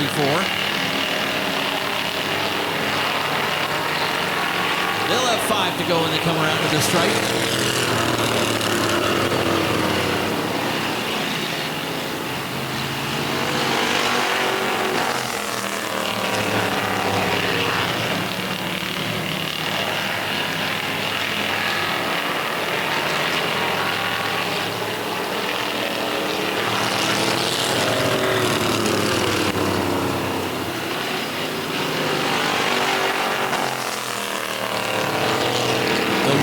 Starting to close ground on 3rd, 4th, and 5th.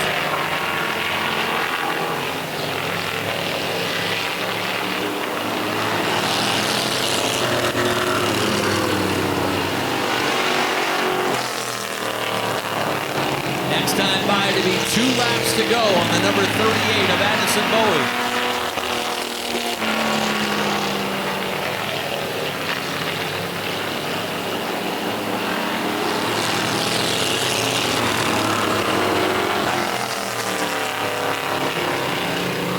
Third place still up for grabs. Grandfather on the inside, grandson on the outside.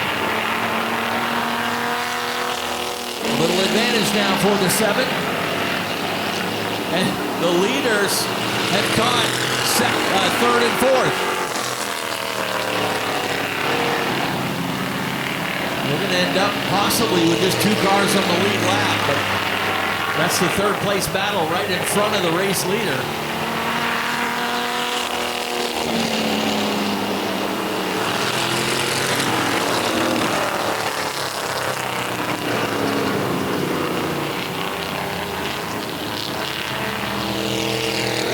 So checkers fly for Addison Bowie in that cool looking number 38. We'll find out more about that car when we get a chance. Dave Brennan second, and Adrian Williams, that is. Adrian Williams ends up taking the third and final spot. And I know I'm an old guy, but man, I love these old race cars. These things are so cool. And the great work that they do to preserve these things. Nick, take it away. Addison Bowie climbs out of the 38. Hope you had some fun out there, Addison. Where do you come from? Auburn, Maine. Oh, all right, not too far. No. Tell us a little bit about this mean machine. Well, we dug it out in the back 40 and put it on an old chassis, and we've had a lot of fun since. They say we ought to paint it, but I don't think I'm gonna. What do you guys think? Should he paint it or keep it patina? I love it just the way it is. I think it's unanimous. Yeah, that's what I think too. All right, anybody else you want to thank on the 38? I gotta thank Wiscasset for having us here. And my wife, she comes up, she's my only crew, so thank her. All right, there it is. Addison takes the hobby class tonight. Dave Brennan climbs out of the 0.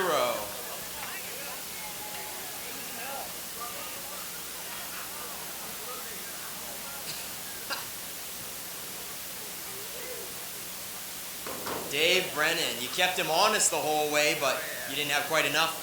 Oh, I don't know. Or did you give him that one? Come on, tell us the truth. No, never give them away. Tell us a little about this ride. Yeah, built by an 82-year-old guy, and I haven't had to do anything but put tires on it. It's fantastic. It's just a little tight cockpit, because he only weighed like 120 pounds. I'm a little more. But thank you, Wiscasset. It was a lot of fun. All right, Dave Brennan, folks, with runner-up honors.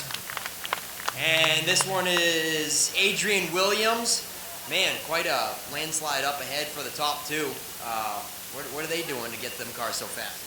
I don't know. I was just driving my guts out. I didn't know what was going on. I saw Grant pointing at the top 3. I was like, I didn't even know I did it. I was about ready to head into the pits. I was about ready. But you did have some position cars all around you racing, so it must have been some fun. Yes, I did. I was so focused on the drive, and I was having a great time out there.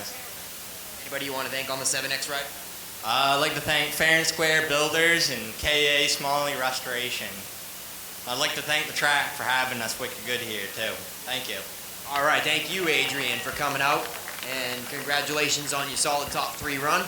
We'll get you guys up here in front of the 38 for the top 3 photos in Coastal Auto Parts Napa Victory Lane. And Ken, time to go to the top shelf, ain't it? Yes, indeedy. It's time to go to the top shelf here in group number 2. It's time to bring out the Wood Pellet Warehouse Late Model Sportsman. 40 laps ahead, coming out next.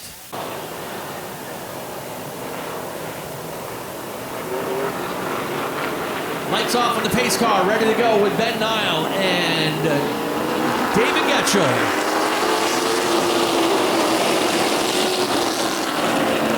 David Getchell got a good jump. Nile wasn't quite up to it. Getchell's going to take the lead.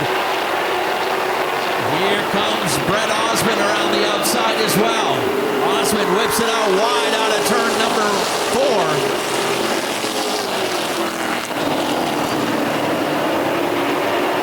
Brett Osmond and David Getchell, another pair of drivers looking for their first win. A lot of drivers scrambling back further in the field.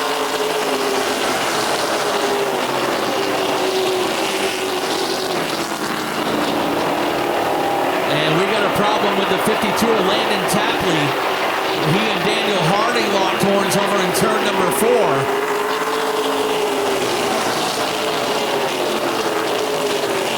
Meanwhile, up front, it's this 88 of Getchell. It's the 05 of Osmond.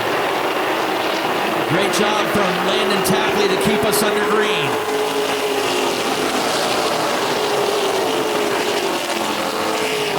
He has struggled mightily this season with that number 52 late model. Frank Moulton coming into the picture in the number 15.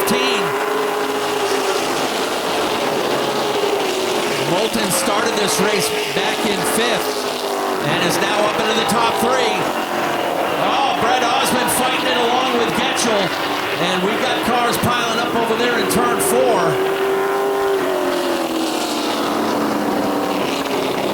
Moulton, the defending 2024 late model champion, he is nowhere to be seen right now as they're going green this time without him. Osmond and now Ben Nile back on the outside of the front row for the restart. We are off and running.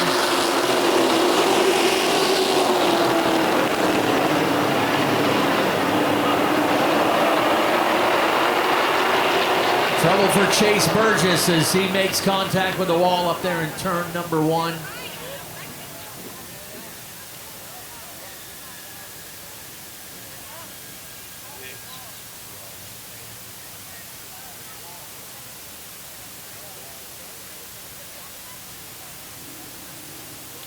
All right. Mike Carlton, first on the scene, lets us know. He said the young man is mad, but he's otherwise okay.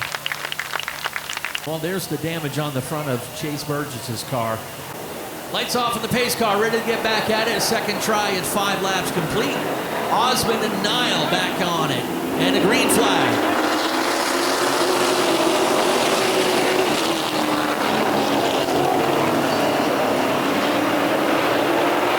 Brett Osmond able to shake off the challenge. Keep an eye on that 24.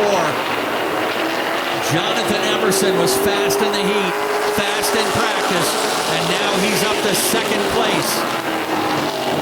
Ben Nile desperately trying to hang on to the 3rd spot. Ashton Burgess is up there now into 4th with Tiger Colby 5th.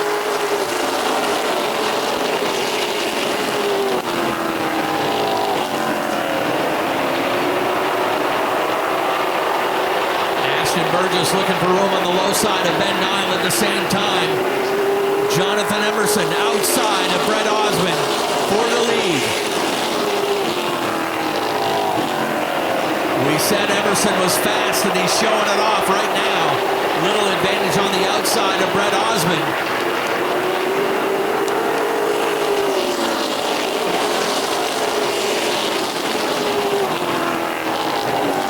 Osmond not giving it up lightly, though. No room yet for Emerson to drop down to the bottom, and a good race back behind them for 3rd and 4th. Tiger Colby coming into the picture. Colby was the most recent winner, and Tiger started this race back in 12th, and he's now up to 4th.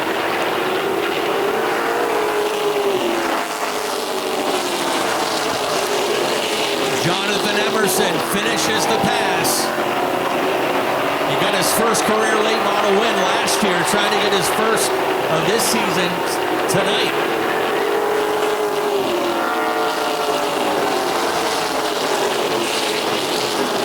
Problems for Ashton Burgess. Was racing Tiger Colby for 3rd and ends up giving it up and heading down pit road.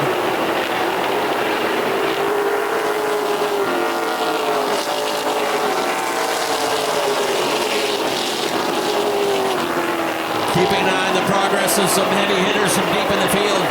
Chad Dow is on the move. Dow is now up to 5th, and then number 72.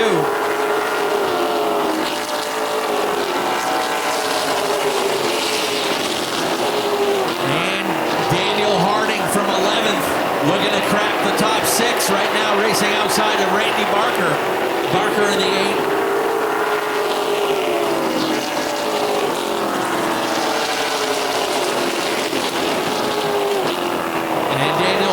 Around him to take over 6th. Tiger Colby is up another spot now, getting around Brett Osmond into 2nd.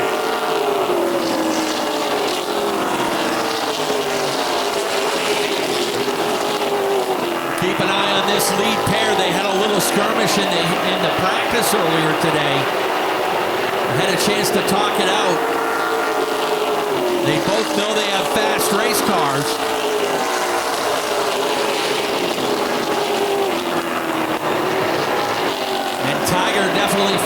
as he's closing in now on Jonathan Emerson.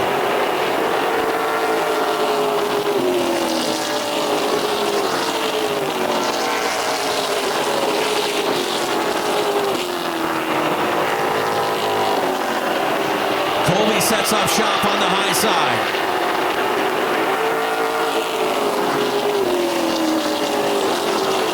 Good run for the 78. As they go even up down to turn number 3. 20 laps down, 20 laps to go, and a new leader.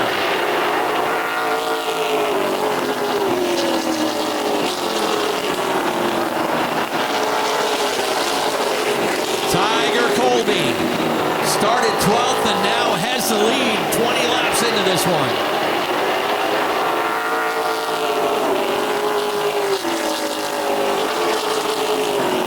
Brett Osmond still holding on to 3rd. Ben Nile running in 4th, his best race. And 5th place still up for grabs, Chad Dow and Daniel Harding.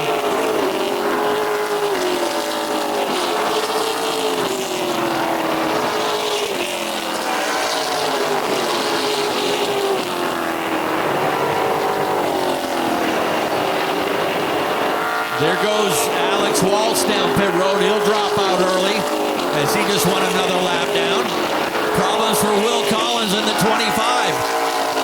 Collins is off the pace and heading down pit road. His struggles continue this season.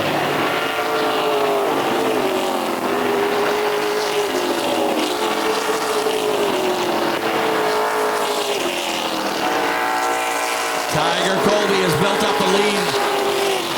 Nearly a full second now over Jonathan Emerson.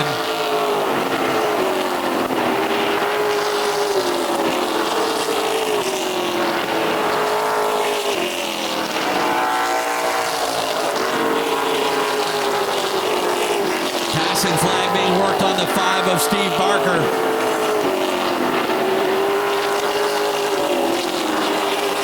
Chad Dow and Daniel Harding starting to mix it up now. That's for 5th place.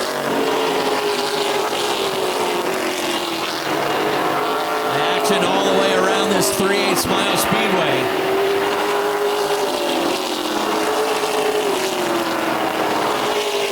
Harding trying to get a nose underneath. Chad Dow shut the door.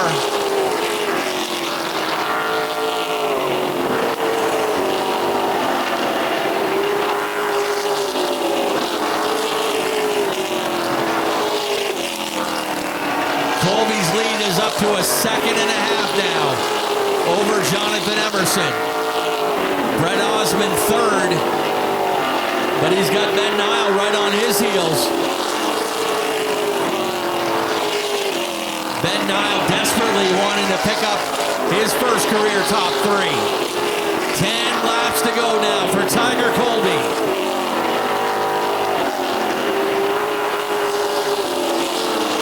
Daniel Harding finally able to get out around Chad Dow. Put Harding into the 5th position.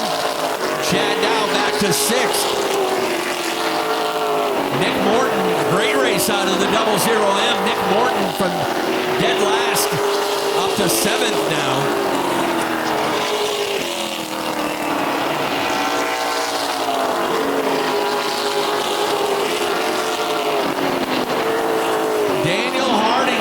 Making his move now as he's already passed Ben Nile and now working on Brett Osmond for 2nd.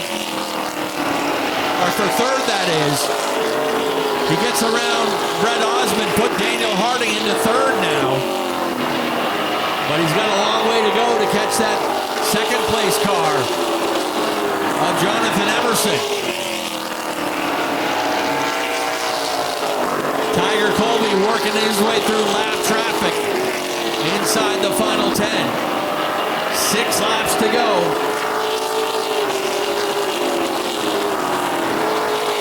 We'll hit 5 laps to go, this time by the stripe.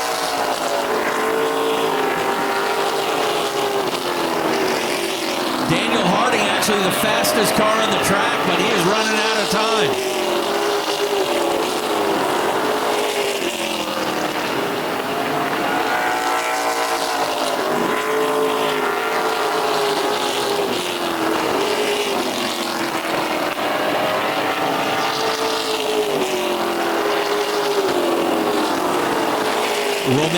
37 laps complete, this time by the stripe for Tiger Colby.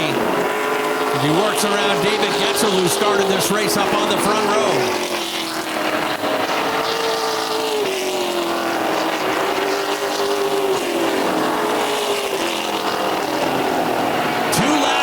This time for the 78.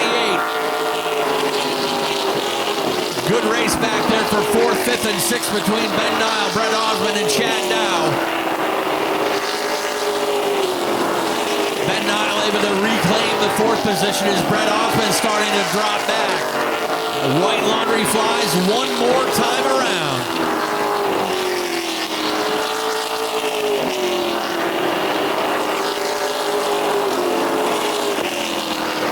Time out of turn 4, checkers will fly for Tiger Colby.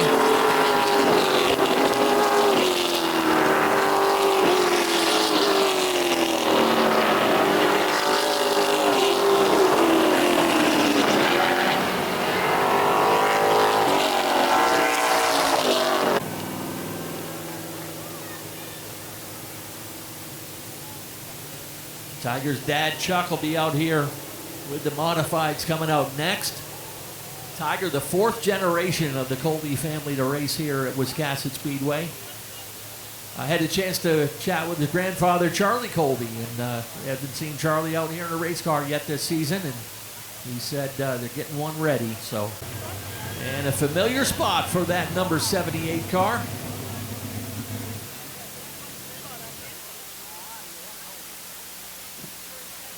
And let's once again send things trackside. Nick Huff has got your top 3 in victory lane. Yeah, Tiger is the winningest late model driver in the last 3 years. This is win number 10 for him in the last 3. Won 4 races in 2023, 4 races last year, and now 2 so far this season.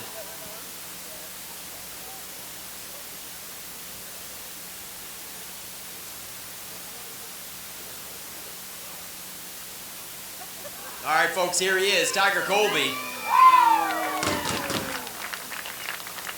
Man, Tiger, you make it look so smooth and easy. This car looks like it practically drives itself. Dude, this thing does. I don't even know what to say. This thing is just amazing. This thing always comes down to it. We have a little issues in the heat race.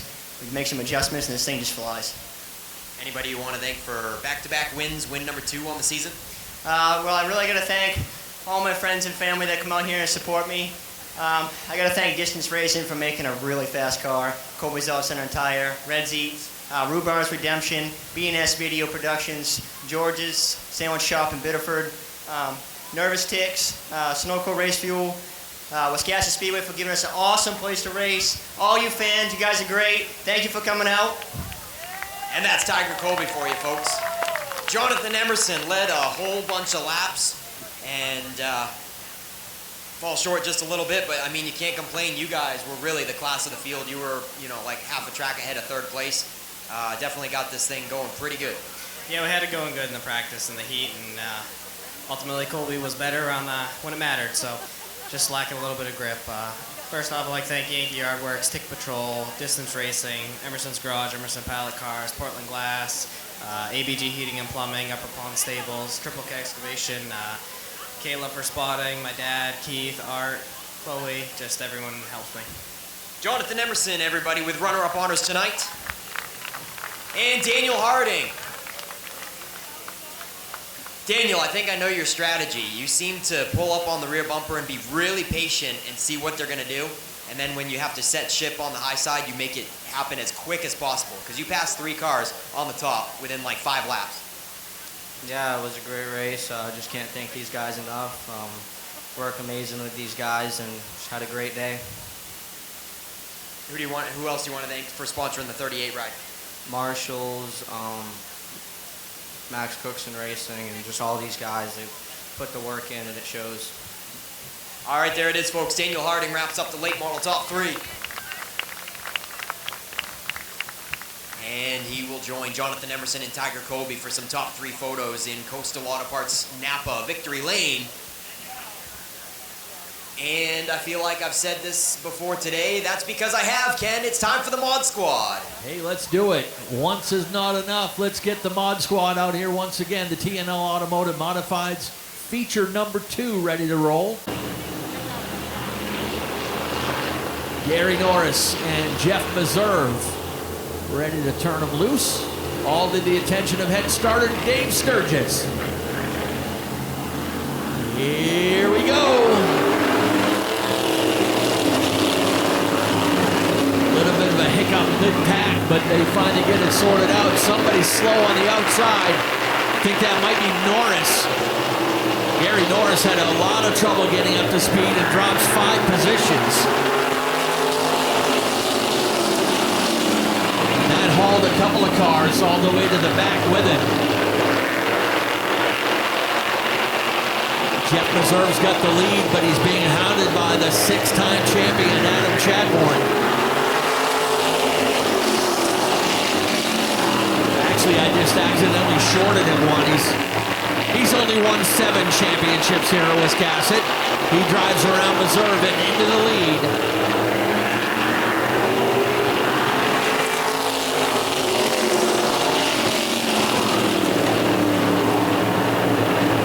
Chadbourne with the lead, and look who's knocking on the door. It's Zach Bowie again, and the number 6 pulls up to the outside.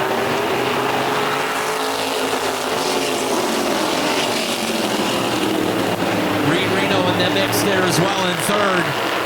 Nick Reno moves up into 4th. That shuffles Jeff Meserve back into the 5th position.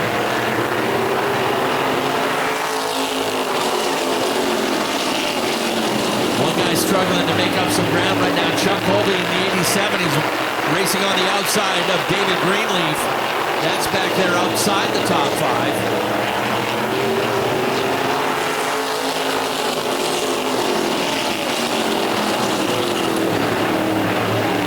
Adam Chadbourne leading the way. Let's see if he got those handling issues worked out. It happened to him twice in the last feature.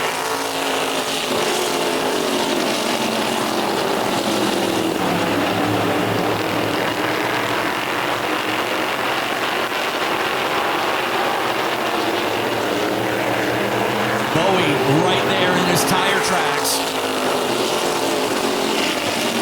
Patiently waiting for the opportunity. As Mr. Smooth leading the way. 9 complete when they cross the stripe this time.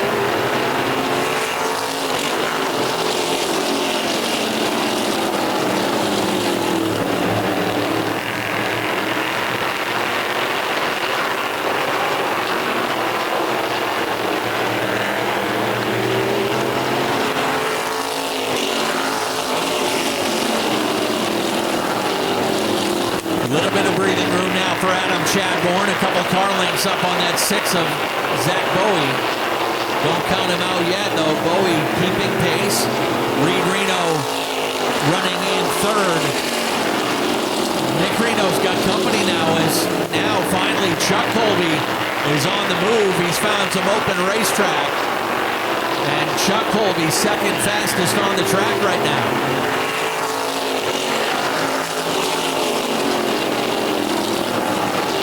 Chuck has finished in the top 3 in every race this year, but has not won a race yet.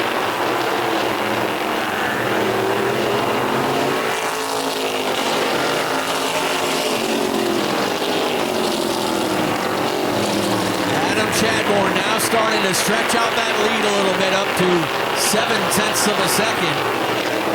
And Chuck Colby still on the move.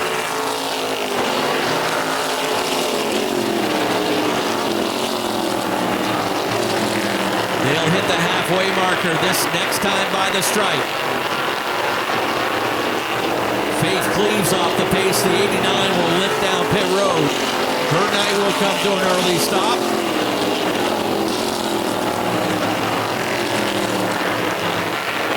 Surprisingly, Adam Chadbourne has not won a race yet this year.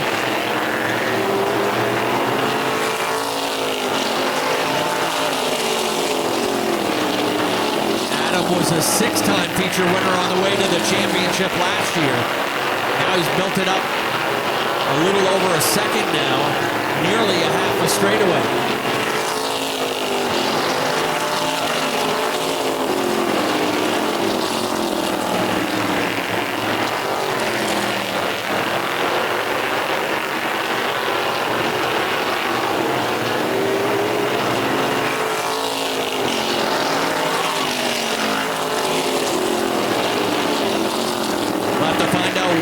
What the problems were with that one car in the first feature race, because so far so good. The car has been smooth here in race number 2.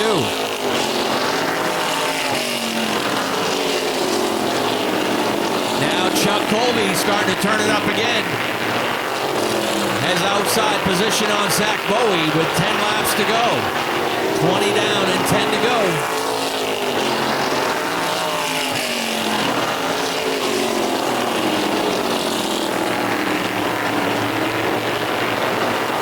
Chuck will finish the pass. Back behind them, father and son are going wheel to wheel for 4th and 5th.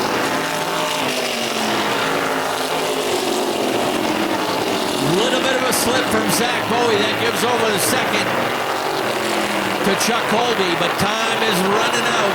They'll have 8 laps to go this time by.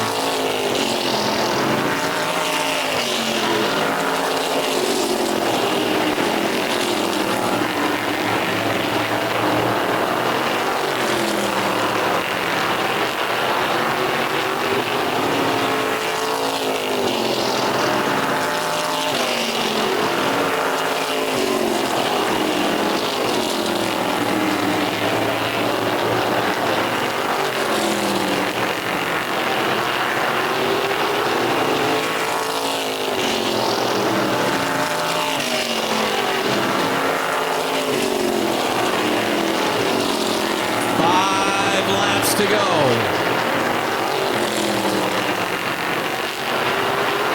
Big lead for Adam Chadbourne.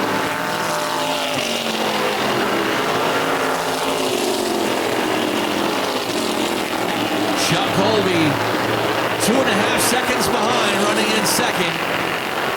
Zach Bowie solid in third. And still a great race back there. Oh, trouble for the 44 of Jeff Meserve, almost spun it. As I was saying, a good side-by-side race from Nick Reno and Reed Reno.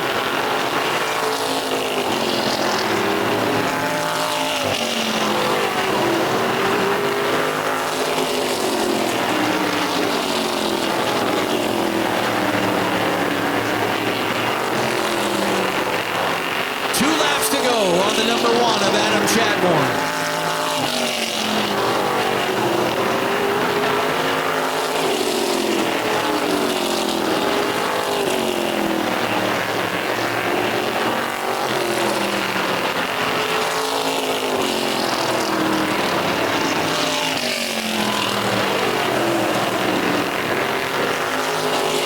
Final time down the back chute. Into turn 3 and 4, checkers are ready to go. First win of the season for Adam Chadbourne.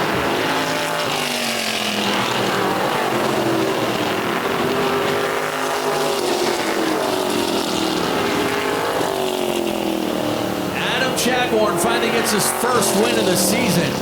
Again, career win number 79 for Adam Chadbourne. Yeah, all right, Adam Chadbourne climbs out. And this is very uncharacteristic of you for it to take this long in the season for you to get a win, huh? Yeah, it's a little different, but we'll take it. I'm glad to be here. It's been the first race is a little challenging, and I don't know why we bothered to race that new car. Why you bothered to what? Race my new car. Oh, is that the one that's on the flatbed? The Old Faithful was better? Yeah. You know, it seems to always pull it off when we need it. I got to thank my crew and all my friends and family and everybody for coming out on this beautiful weekend. I'd also like to thank all my sponsors, Central Maine Seal Coating, Dresden Takeout, Kathy's Corner, Lynn Spring Service, Midcoast Glass and Windows, Olivery Subaru Repair, Montwig Restaurant, Norm's Used Cars, Shoreline Detailing Pros, Koenig's Auto Clinic, Shop to Shore, Bearded Builders, Wiscasset Bath, and Napa Booth Bay. Hey Adam, for career win number 75, didn't you like dress up like a princess or something? Do you have anything in the bag for career win number 80 coming up? I'm gonna say probably not. Well, I don't know. I didn't play in the Cape last time. That just kind of came with it. All right, he'll think of something for his next win in the future. Hey, Chuck Colby gets a pair of second places. It's deuces for you tonight, my man. And that race went a lot smoother than the first one, so you must be a little bit satisfied. Yeah, it was a lot better. I don't think that had much left in it. So, oh, that was from the first one, but yeah, it was a pretty good night. We had a good night. Tiger had a good night. So, you know, everybody's doing good. So. And the only mod driver to finish in the top 3 in every feature this year. Yeah, I guess I am. So, I'll take it. Anybody else you want to thank? I do want to thank, let's see, Colby's Auto Center and Tire. I want to Riley's Well Drilling and Kramer and Sons Excavation. They helped me out, so yeah, I should do it. My father, so yeah. Well, Casey's Cleaning, my wife, because she always hollers at me if I don't say it. So yeah. All right, there it is. Yeah, Chuck Colby, first and a pair of seconds for the father-son team there in the Colby outfit, and Zach Bowie with a win and a third tonight. Can't complain too much, can you? No, we're going to take this, definitely. Definitely a fun night when you come here, and you can do that against some of the best drivers out here. So we have a lot of fun with it. Who would you like to thank on the 6 ride? Going to be the same guys. Troy Morris, Reno's Excavation, TGP, K&K Property Maintenance, Mowat Paving Repair, DNL. I got AC Electric. I got to thank my girlfriend out back, Samantha. I got to thank Troy Morris and just his family for letting me drive the car. I have a blast driving it, and you know we're doing the best we can. All right, Zach Bowie, ladies and gentlemen, wraps up the Mod Squad top 3 for the final time this evening in Coastal Auto Parts Napa Victory Lane. Get these guys up here in front of Adam Chadbourne's winning ride for some top 3 photos and wrap up the evening.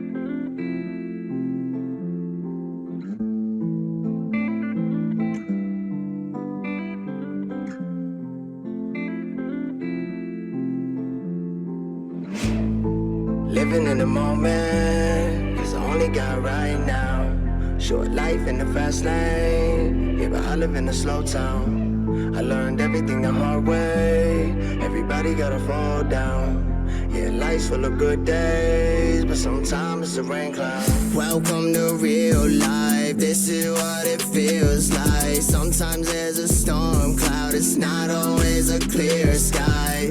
Ain't always sunshine and rainbows, most times you wait till the pain go. And I need the strength for a tough life, so yeah, that's just what I pray for. If you don't change, nothing changes, why stay the same? It's so basic, that's why I feel so alone. When I'm in a room full of faces and they all smiling at me, with lies they hide behind teeth, they got their knives in their sleeves. That's why I always gotta be living in the moment, cause I only got right now. Short life in the fast lane, yeah, I live in a slow town. I learned everything the hard way, everybody gotta fall down.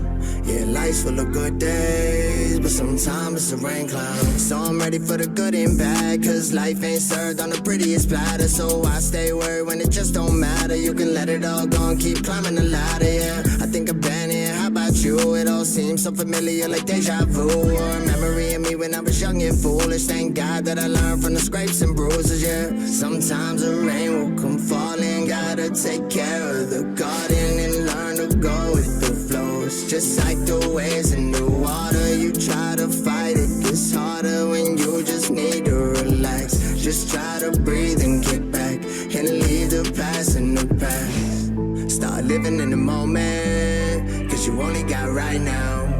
Short life in the fast lane, yeah, but I live in a slow town. I learned everything the hard way, everybody gotta fall down. Yeah, life's full of good days, but sometimes it's a rain cloud. Say, why you trying to fight right, it's just the way it goes. You just gotta decide whether you stay or fold. Just take the hand you were given and work with what you have. Whether you like it or not, you gon' take it good or bad. So start living in the moment, cause you only got right now.